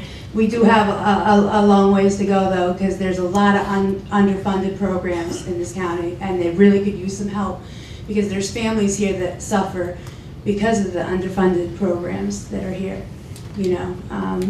So I just hope that we could take a look at it because, you know, the families in this county could use the help that's so desperately, you know, needed, you know. So thank you very much for your time and consideration.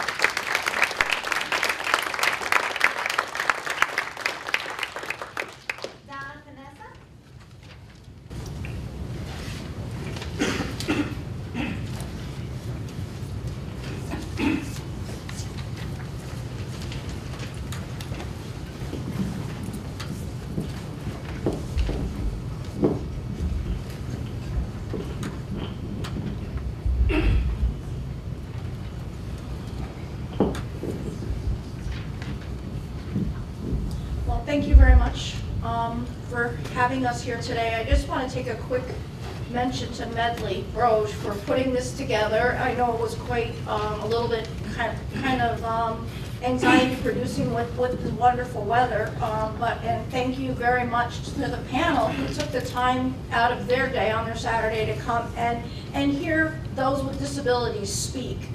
My name is Donna Panessa, and I'm providing testimony as a person with a disability, as a member of the Putnam Coordinating Council for People with Disabilities, and as program coordinator for Money Follows the Person Transition Center.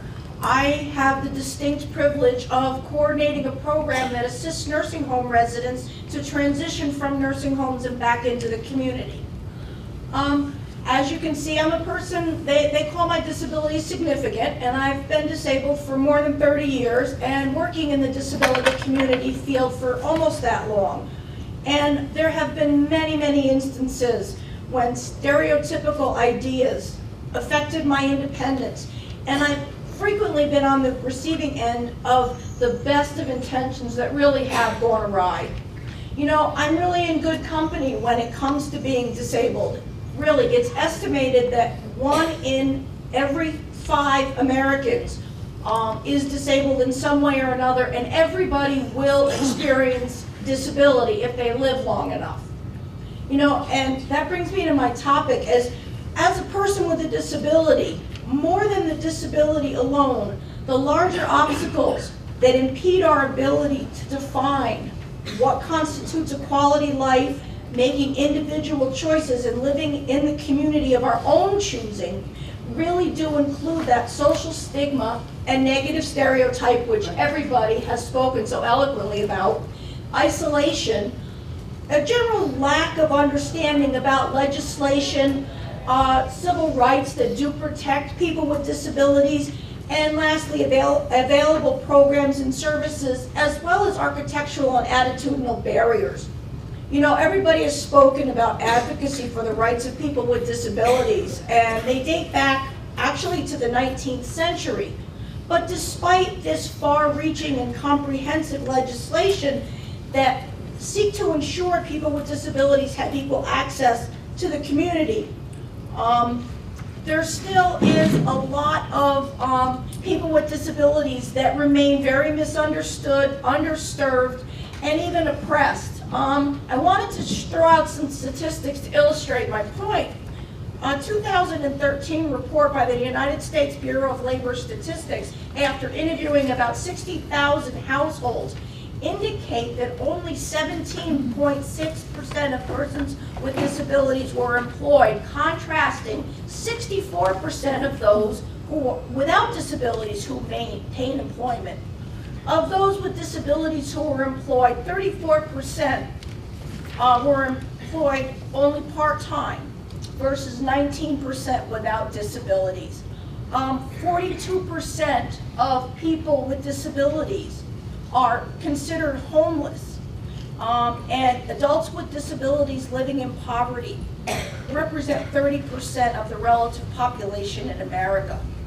I want to bring up the fact that resources for persons with disabilities that they need to survive are simply insufficient when it comes to community living. A lot of people live with disabilities on SSD and SSI, and I want you to consider this. The single average payment of SSI in 2014 per year was $9,696, while that same year, the established poverty rate in the United States was $11,490.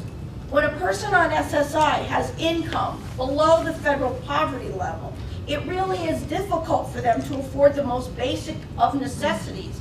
And I just wonder, how are they supposed to also afford a place to live? As a person who works in transition from nursing homes back to the community, I have to tell you that I get a sick feeling in my stomach when I'm visiting somebody in a nursing home and I have to tell them, even though they do have the right to live in the community, I really have to go through my spiel and tell them that, you know, affordable, accessible apartments are just about non-existent.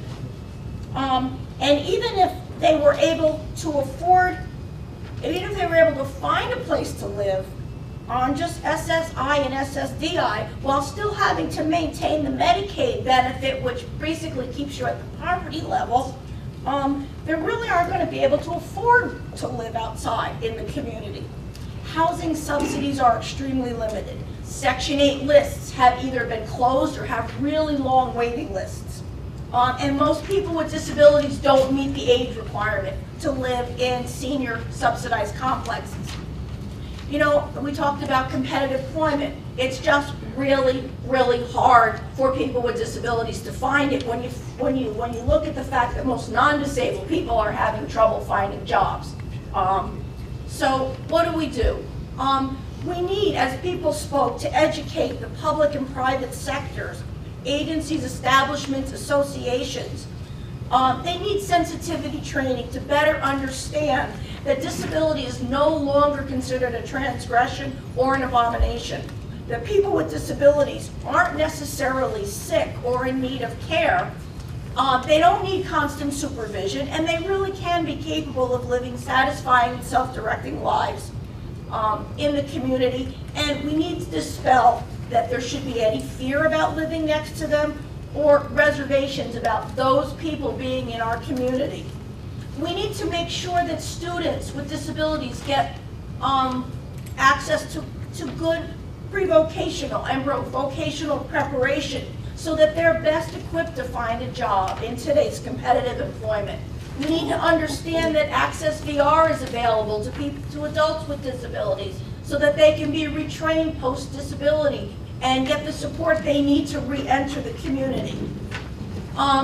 My colleague Joe Giuliani spoke about using visitability, and we need to think about that when we do create housing, that each home or apartment is not necessarily has to be accessible, but it has to be made, have the components built in to make it easily accessible. And again, I don't mean to beat a dead horse, but we need to encourage the creation of more affordable and accessible housing. Putnam County needs to be receptive to working with potential developers and build apartment complexes. I want to end with a quote. Justin Dark, who's noted as the father of disability and one of the co-writers of the Americans with Disabilities Act. He was actually the director of the commissioner of the Federal Rehabilitation Services Administration, and he was forced to resign after testifying at the United States Congress that an inflexible federal system like the society represents still contains a significant portion of individuals who have not yet overcome the obsolete attitudes towards disability. During the course of his lifetime, he championed many other disability causes. Mr. Dart was not afraid to speak his mind about the injustices thrust upon those living with disabilities, and he lived with the consequences of his action. But he did go on record stating that the preconceived ideas about disability were wrong. I have to think he'd be proud of how much, despite the obstacles, we've been able to accomplish. Yet, like him, rather than rest on any laurels, we do need to forge ahead because there's so much left to do. I thank you for your time.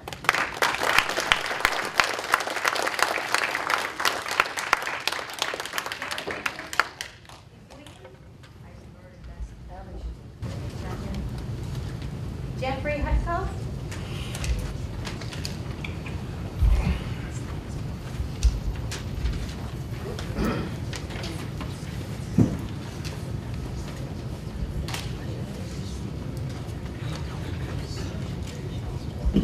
Good morning, everybody.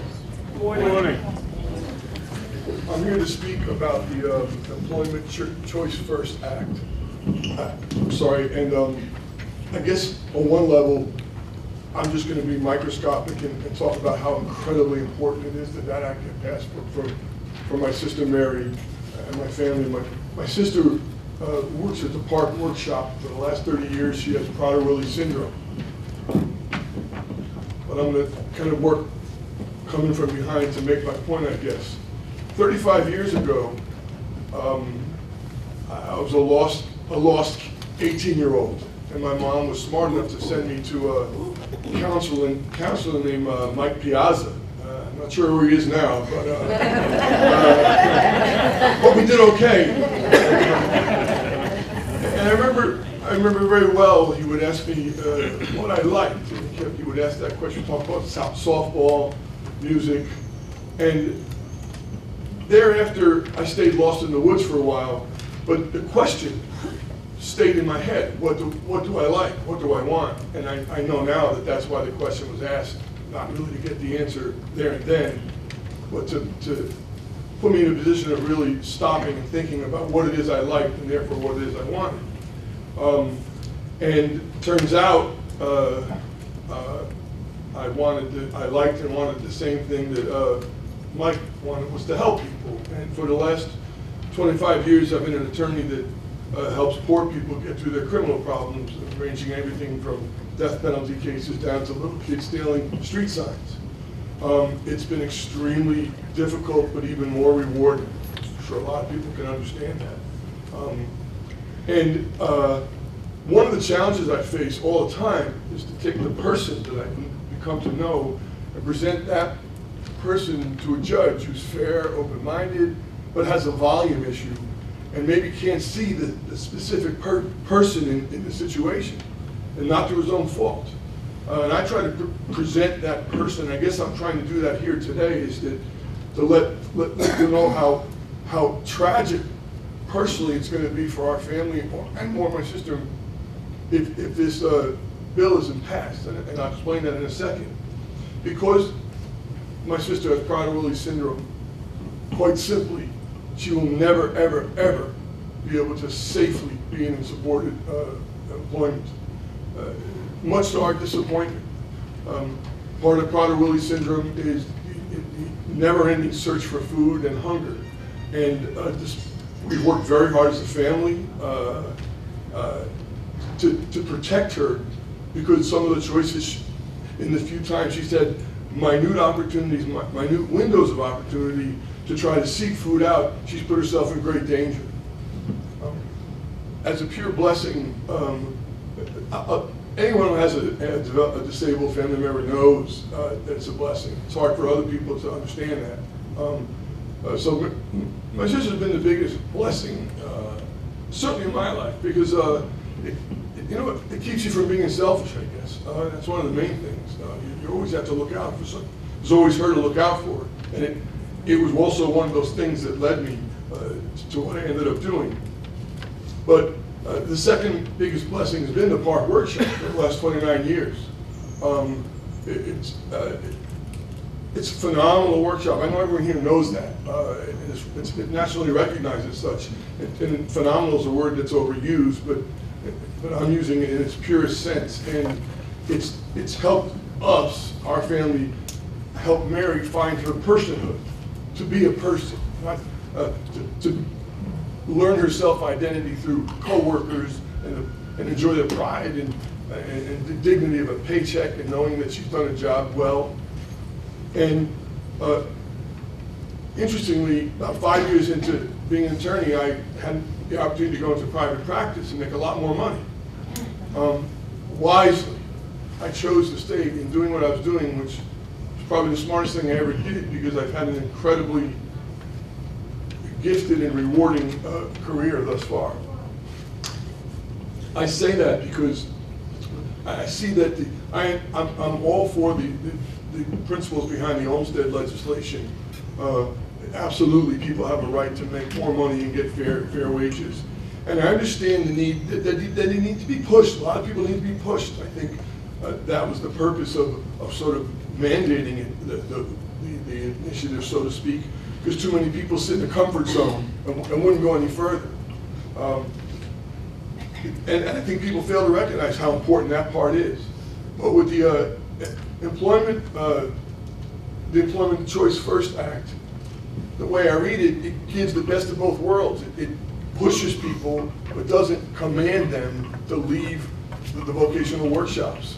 The Commissioner of Developmental Disabilities has the option to make people try it, go through other counseling, make sure someone's not just either the subject of their own family's feelings that they're safer here, or just are in their comfort zone. So the Act takes care of that aspect, and I hope everyone here sees that. It does both. It gives the push, but it also creates the option for the person to really decide for themselves what they like the most and what they want the most. The last thing, day in, day out, I feel like I'm doing the same in a way. I'm in front of, in my mind, the equivalent of judges, people who are very busy and have broad spectrums to deal with, and many, many people. And I know you're here, and a lot of you know personal stories. But I can tell you that it's unequivocally that my sister, sadly, my sister will never be able to be in supported employment. And when my family heard a year and a half ago that the park, if the Olmstead legislation initiatives in New York passed, that basically the vocational workshop aspect, the availability to her was going to end in a couple of years, we were devastated, and we have remained devastated ever since. As it stands, it's going to close in 4 years, and it's not going to be available to my sister as being developmentally disabled, and she's going to end up just staying at home. and it's a dark cloud. We're not going to stop fighting. Obviously, that's why I'm here. But I wish I could completely impart to you that and you'd have to know the absolute tragedy it's going to be for my sister if the park workshop is no longer available to her in 4 years because of the Olmstead legislation sitting as it is right now without the employment choice or employment first choice act. I get it backwards. Sorry. Without that, she's doomed. And I'm going to hope and pray that people are able to sculpt, and maybe this is the act, an act that takes care of everyone's needs. But again, just to be microscopic, and I guess I just want to worry about my sister. We desperately need that act to be passed. Thank you very much.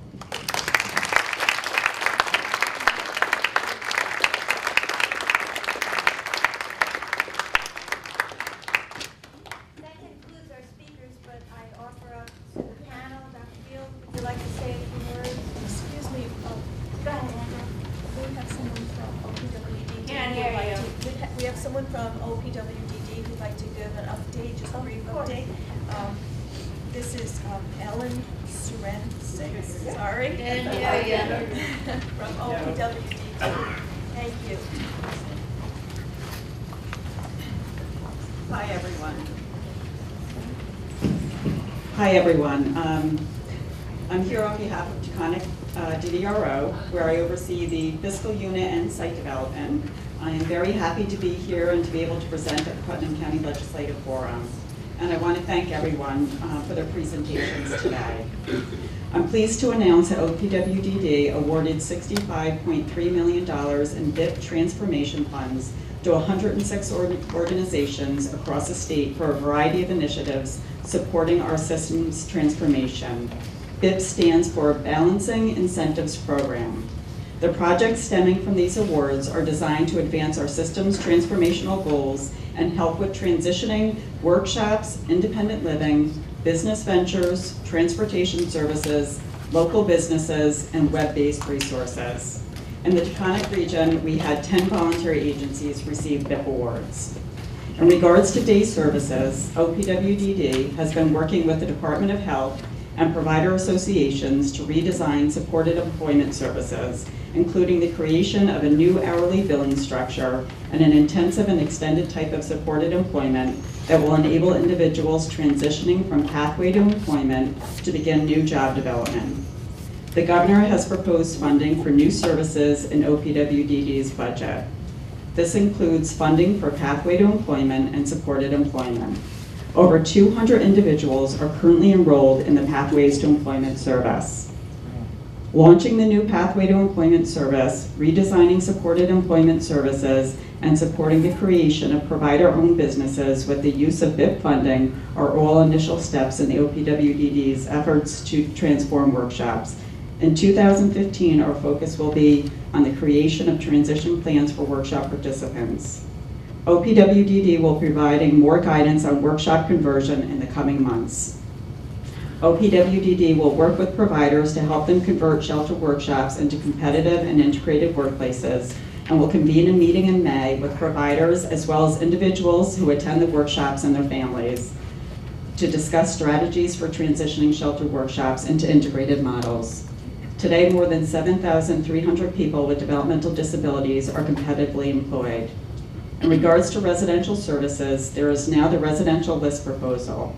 OPWDD is embarking on another initiative that will assist individuals and their families.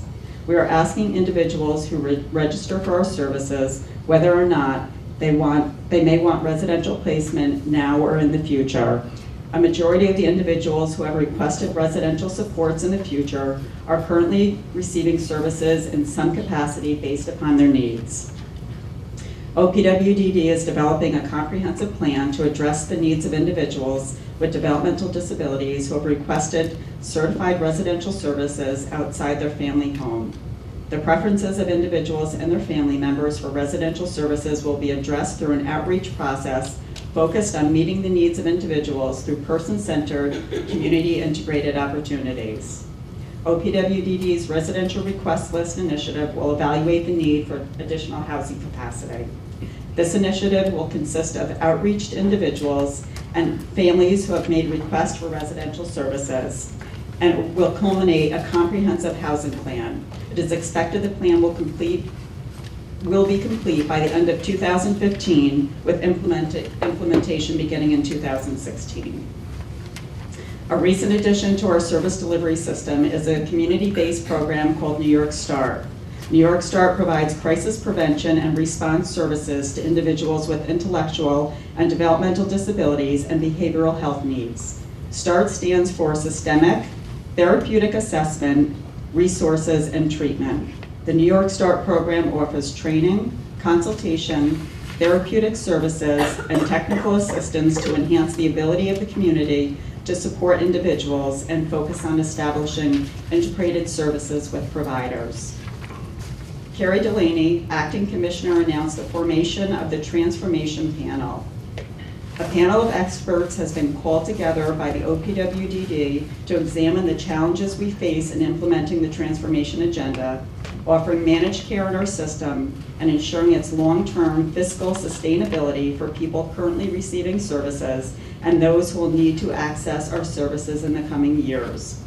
Carrie Delaney will lead this panel and ask the panel, as one of its priorities, to review how OPWDD proposes to offer managed care prior to our formal request for federal approval to implement managed care in our system.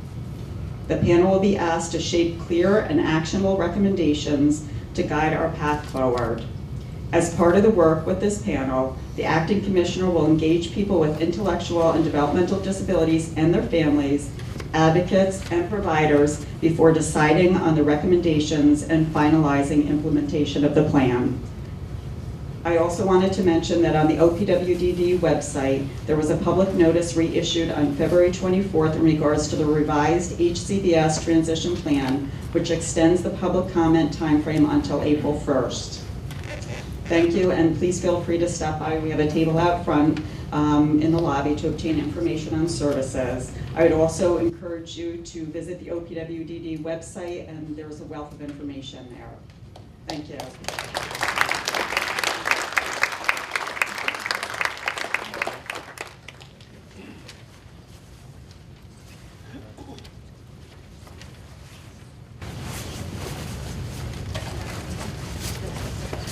I'm very pleased to be here, and I really thank everyone who told their compelling stories, and I can just assure you that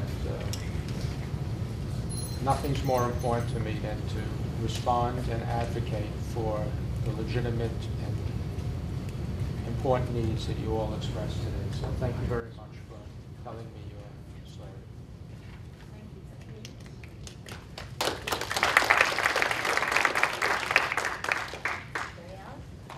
Yeah, I do too also want to thank everyone for their testimonials today.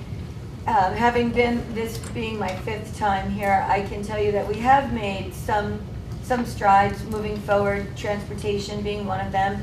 We will continue to make sure, and the transportation expands. Someone noted, I thought, and it was very wise to note that we do need to increase ridership. So while we have rebranded the Putnam Transportation System to Putnam Moves, we're moving away from the PART system. It's now called Putnam Moves. We recognize that mobility is extremely important to all the communities, to our senior communities, our veteran communities, certainly the communities for those who are disabled and who have special needs. And we do encourage all of you to make sure that you keep in touch with our transportation czar, Vinnie Timanya, who serves on the legislature for many years and really clearly understands the needs of the constituents here in Putnam County. And to those who spoke of housing, I want to just make a point, a duly noted point here. Housing is really a home rule. The individual municipalities, they are responsible for working with those developers, capital investors, who are looking to promote any kind of housing, whether it's senior housing, housing for our veterans, or for those with special needs. So if each of you are advocating, those of you who are advocating for housing for those particular needs, I would encourage all of you to go to your supervisors in your respective towns, attend the planning and zoning meetings, and help those individuals who are looking to put those particular types of housing in your communities. As a county executive, I'm always here to help facilitate, but right now, those particular projects currently are under home rule jurisdiction. I'd just like to say that in my speech, I meant to bring up the fact that Section 8 is very, very important, which is rental assistance for people that have low incomes. So Section 8 is a real key to housing in the county and all of New York State. But Section 8, as far as I understand, keeps being cut. Either that or it's frozen for a while and then they open it back up again. But Section 8 rent assistance is very, not just for disabled people. Section 8 is for lower income working families that don't make enough money. And that's why I meant to bring that up in my speech, that Section 8 is a key thing that should not ever be frozen or cut, or maybe cut a little bit, as long as there's some openings being given. Because that also slows down the process of housing programs like Search for Change, where people want to move on so new people can come into the supported housing system. That's all I needed to say. It's a very good point. And Ann, I know we will see you here again next year, and I'm going to steal Senator Murphy's packet and make sure that I drop it off on Monday morning. I have something else for you. You do? Okay. I'll meet you over there. Mary Ellen? Yes. Hi, I'm Wanda Crowley. I'm from Putnam, Maine. Can you just speak briefly on the CIT situation? That poor mom up there at the podium with her 12-year-old autistic daughter. Yes. How do you feel about that? Oh, Shame on the police. As a mother, I certainly understand. I agree with her too. I witnessed something recently at the clinic. I know that our commissioner, Mike Piazza, worked very closely with our Sheriff Don Smith. And for all of you who know our Sheriff Don Smith, you know that he is one of the most compassionate individuals in Putnam County as an elected official. And Mike and the sheriff have had numerous discussions with the legislature on making sure that the training is available and that the funding is there. And I'll let Mike address that. Yes, The fact that, we're working towards having police agencies trained, having trainers from each agency, not just the sheriff's department, but the town and Kent Police Department, the town Carmel Police Department, the state police have all been willing to be part of the process. And we're actually working to get some slots out of a training that's going to happen. It's a 40-hour training. It's going to happen in Orange County very soon. But what struck me in Sandra's testimony today is that when we've been talking about it, and Ed knows about this because he's been very involved in the trainings that we've done already in the past, or at least in the task force that we set up, is that we've been talking about people with mental illness. Yes. And there are a number of incidents that we know of where the police, having been trained and having had experience with people with mental illness, have been able to really modify their behavior. We've had some really good positive events come out of that. And there's some incredible work that people don't know about, because there are certain deputies that have a better way of handling, dealing with situations where there's people with mental illness. However, we have never talked, and I was struck with Sandra said, because we haven't talked about people with developmental disabilities, and we haven't talked about interface between police agencies and developmental disabilities. So as she was speaking, I was thinking that we needed to talk with Lou and UCP and discuss. I mean, has that come up, Lou? Have there been issues? We just spoke outside before, and at this point, one of the things that we had talked about was park and independent living services. Talking with Don Smith, about what we can do to make sure that the police are trained in working with people with disabilities. Well, developmental disabilities. so I would, because my thought was, what we needed to do was to expand the law enforcement mental health task force to bring in the developmental disabilities. So we really should have a meeting, and it would need, and every time we've asked other police agencies to be involved, in addition, the sheriff is always willing, but the other police agencies have always been willing to, so we will expand that. That's my. And I want to also add to that the discussion on the mental health court. Right. Because we have seen so much tremendous progress from the drug treatment court. And we always recognize our social and fiscal responsibilities in our administration. And I will take that issue, I'll send a memo down to Legislator Scucciamara, our moderator, saying thank you for doing such a great job, Barbara, and make sure that we put that back up for discussion, certainly for the next budget cycle. From what I understand, Mary Ellen, I believe the case coordinator was engaged by the county. She's not trained in the mental health area. Okay. All right? So she's more involved in the substance abuse area. So it would maybe it just has to be the training of that particular individual. Sure. To get something, the mental health brought back on track. And I think we'll do that. I think that that's something that we can absolutely just begin facilitating the dialogue. And then again, if additional funding is needed, we'll make sure that it's presented in the 2016 budget. Thank you. Thank you. Can I add one thing about transportation? We have lived here for 44 years. Can you stand up, Barbara, so we can hear you? Oh, I've lived here for 44 years. I have a 33-year-old son with Down syndrome. He has absolutely no other transportation for him other than what's provided by car. He has paratransit card. We do not live within 3/4 of a mile of a bus stop. Therefore, he cannot use that. So I have to sell my house and find a bus stop. Where do you live? I live in Mayapack on Elgin Drive. I've been on the phone with them. We do not live within 3/4 of a mile of a bus stop. Who have you been on the phone with? Sean or Kevin or whoever. Vinnie Tamania? No. He's I the can't transportation manager, and I will. But isn't that the rule? It is. Well then. But we modify. We modify to Oh, make. you do? Well, the person that provides the routes does not modify. Yeah, but we understand here in Putnam County what our responsibilities are, and everything is always open for review.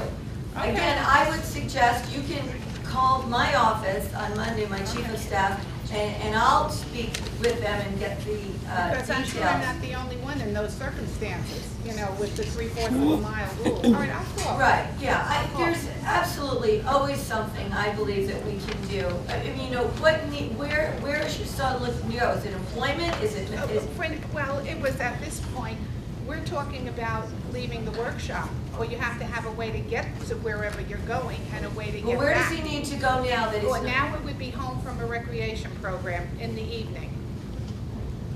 And that was where we would start. We thought we had nothing to, I thought I had no recourse or anything. Well, let's see what we All right, can let me do. talk. I'll call and see. I'll call Tamanya then. Well, I happen to know I happen to know that he will not be in on Monday, All right, I'll but call my Tamanya. office is in on Okay. Monday. And you can revisit it. It's not only for me, I'm sure for other people. Right.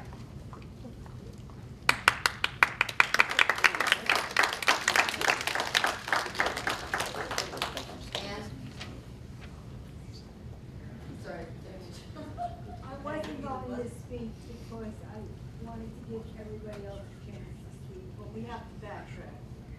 As the person in the county with the most experience with traumatic brain injury, whether it be a child with some other version of it, or somebody like me who's had brain surgery as well as a head-on collision. This is not, we're going to have a meeting and we're going to talk about a mental health issue, or we're going to get people together to have some training for a child. These are things that are red letters now. When you have some type of injury that can provoke something that causes a behavior in a child, you need to do something now. Now, I don't know what the protocol is at Park or Hudson Valley for handling a child out of orderly behavior. But I know both agencies have one.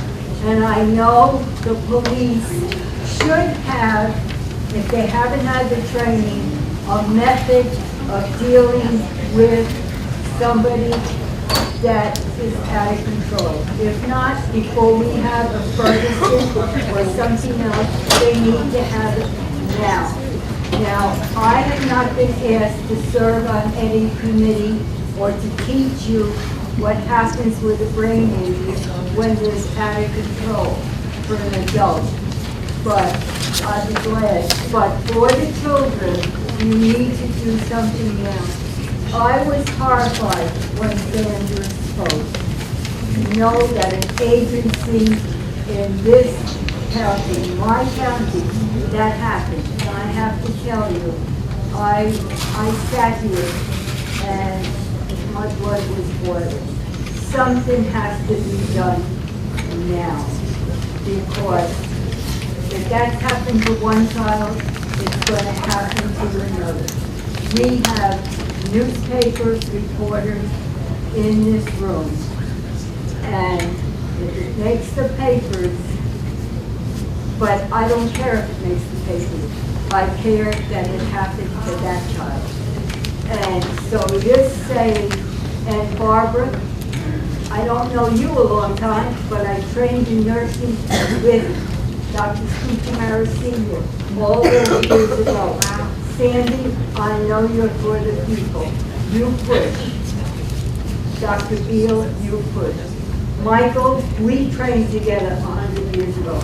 Don't make this happen. I'll do what I can for the adults, but for the children, this happens. Rand, we worked on autism. You can't, they just can't let this go by.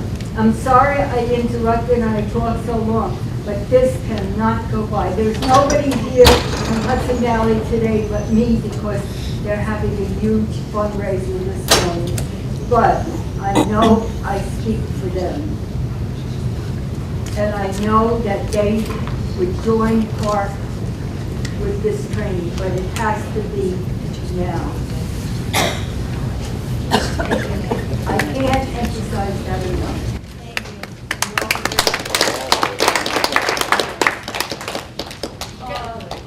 Morning, everyone. Again, I just want to thank everyone for participating, and thank you all for coming out this morning and voicing your concerns and sharing your personal stories. Someone does apologize again for not being here. I did listen to everything, read through your letters that you presented us, included here, taking notes on the simple with everything everyone has spoken, taking attention to today, with all the main talking points of your concerns in regards to going into education, housing, economic development, transportation, and just the workshops there, and the mental, regards to CSP, the mental health report, and also the still remaining stigmatisms in today's society in regards to people with disabilities. The Assemblyman has always been for common sense legislation and will support anything that will help our community, our district, as much as possible. He's here with you guys as the Director of Mental Health. He will do whatever he can to help you guys with these concerns, and I will be bringing this to his attention this week. And I have to step out because I have to go to another event, but I'm leaving some of the business cards here, so don't hesitate to contact our office at any time. Where's your office at? Our new office now is at South Lake Boulevard at the split at 610 and Manpack. Oh. So we're going towards 610 on the South Lake Boulevard. But the mailing address is The gateway to the west. or here on the business card, so don't hesitate to contact us. I'm going to leave it right there for that, so most of you want to grab one, and I'll contact us at any time. Thank you.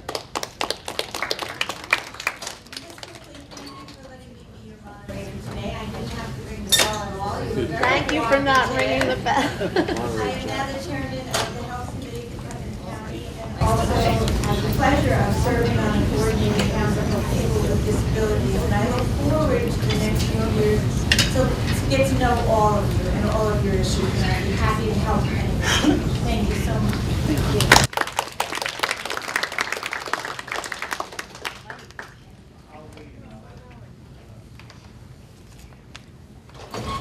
Well, as always, it's very important for us to be here because we really get a sense of what's happening in the community and what's not happening in the community.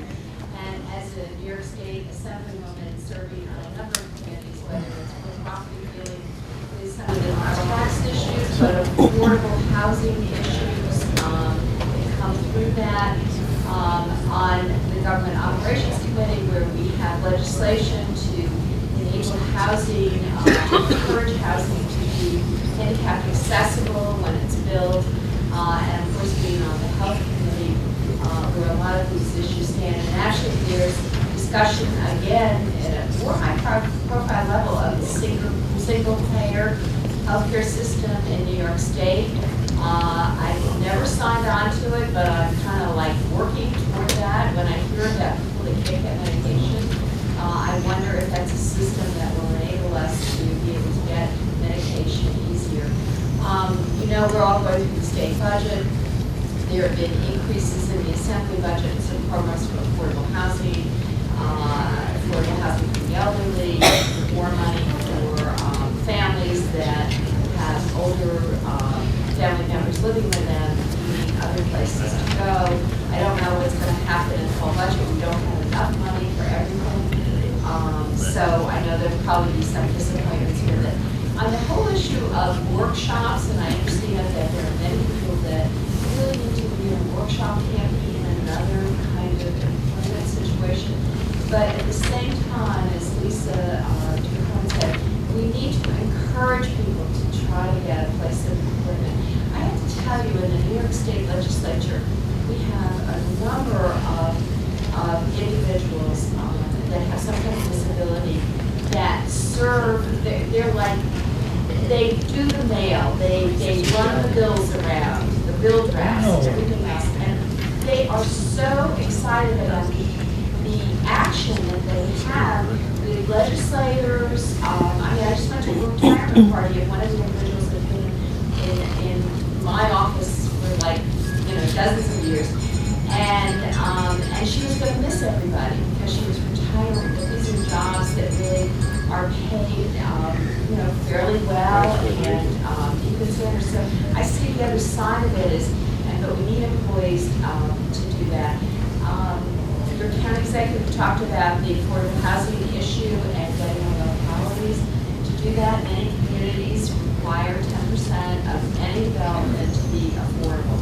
And maybe the numbers need to be greater, but we need to start somewhere. And as we will, we have to be sure that we have affordable units for everyone. Guess I kind of covered everything. Last year I was delighted that we were able to pass just a symbolic thing, which is only symbolism. The icon with the wheelchair, the handicap disability icon, which is not handicap, it's a disability. We changed it to have it in motion, and you can start to see that play out in all of the signs that are coming forward. And it's symbolism to say that people that have disabilities are on the move. And somebody said that today. 1 of 5 of us have a disability of some sort. This is what it's all about. It was a bill I put in, Senator David Colucci, and I'm so excited about it. And it's getting a lot of attention in other states and other countries. And it pulls attention to those of us that have disabilities of one sort or another. And so we'll continue to work on all of these issues and try to move the pendulum along to a better place for everybody. Sandy, I just wanted to say, we got a new front door, and I tried to get one of those to put on the door. I paid a different fire department paint, and normally I could get out. And the emergency people, no one no one could find a place to work, and no one could find a place to get this water. I just want to line up the goals. And from my office, because we kind of did central, all the states are following us. So we have 811 for my office. So, 914, 911. Yeah, I'll get it. First, I want to thank everyone for being here. I know Senator Susterino, who is the 41st District, represents Dutchess and Putnam County. As you all may or may not know, she is the chair for her age. She's also on the committee for mental health and development disabilities. So she understands the stigma that comes along with this, and she's looking to fight for you. I'm going to give her all the notes from all your testimonials. I know she'll take it to heart, and she will bring it to Albany, and she will fight for you. And just in wrapping up, first of all, I want to thank everybody who came today to be on the panel, and everyone who came to the audience to provide testimony. It's very important. This is a forum that's been at least 15 or 20 years, maybe longer now. So how long? Many years. I spoke to you for Many years. yeah, in many different venues, and I appreciate everyone being here. I especially want to thank Leslie Roche, who works tirelessly in reducing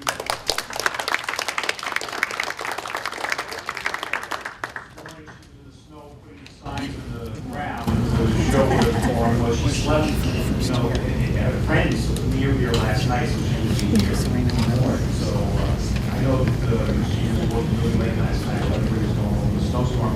And I also want to thank Barbara Scucciamara for being for first year as the moderator. We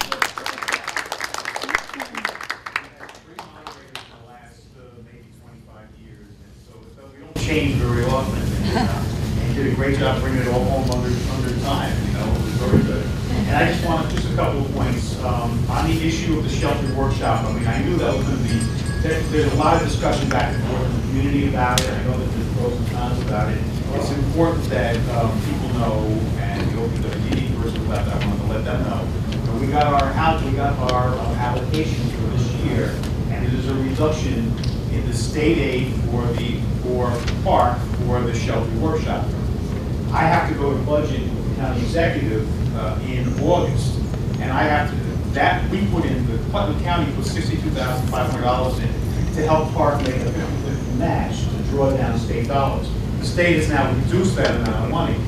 I have to let the county executive know that our match now is going to be different. It won't be 50-50 anymore. And at that point, we'll decide how whether we're going to maintain. Other counties are beginning to reduce their county share towards shelter workshop. So that's a specific issue that's happening that we have to deal with. A lot of the other stuff with the current prevails, the police training we talked about. I just want to let you know that the homeless shelter issue and the housing issue is very important. Housing is important because the entire continuum of housing matters as far as the homeless issue. And the homeless issue falls right in our hands in DSS, even when it's not an issue for mental health. And so the safe, affordable, and accessible housing is really important for us. The final thing I wanted to say is the New York Star program, in case you hear about it. New York Star is a program that the OPWDD rep referred to, and it has been already utilized in Putnam County, the emergency room here, where a developmentally disabled adolescent was in the emergency room for 4 days because there could not be a proper discharge plan made for him. And until START got involved, there was a great deal of difficulty in managing that situation. So it's a very needed crisis intervention response. And on that note, thank you for everything. I know I didn't.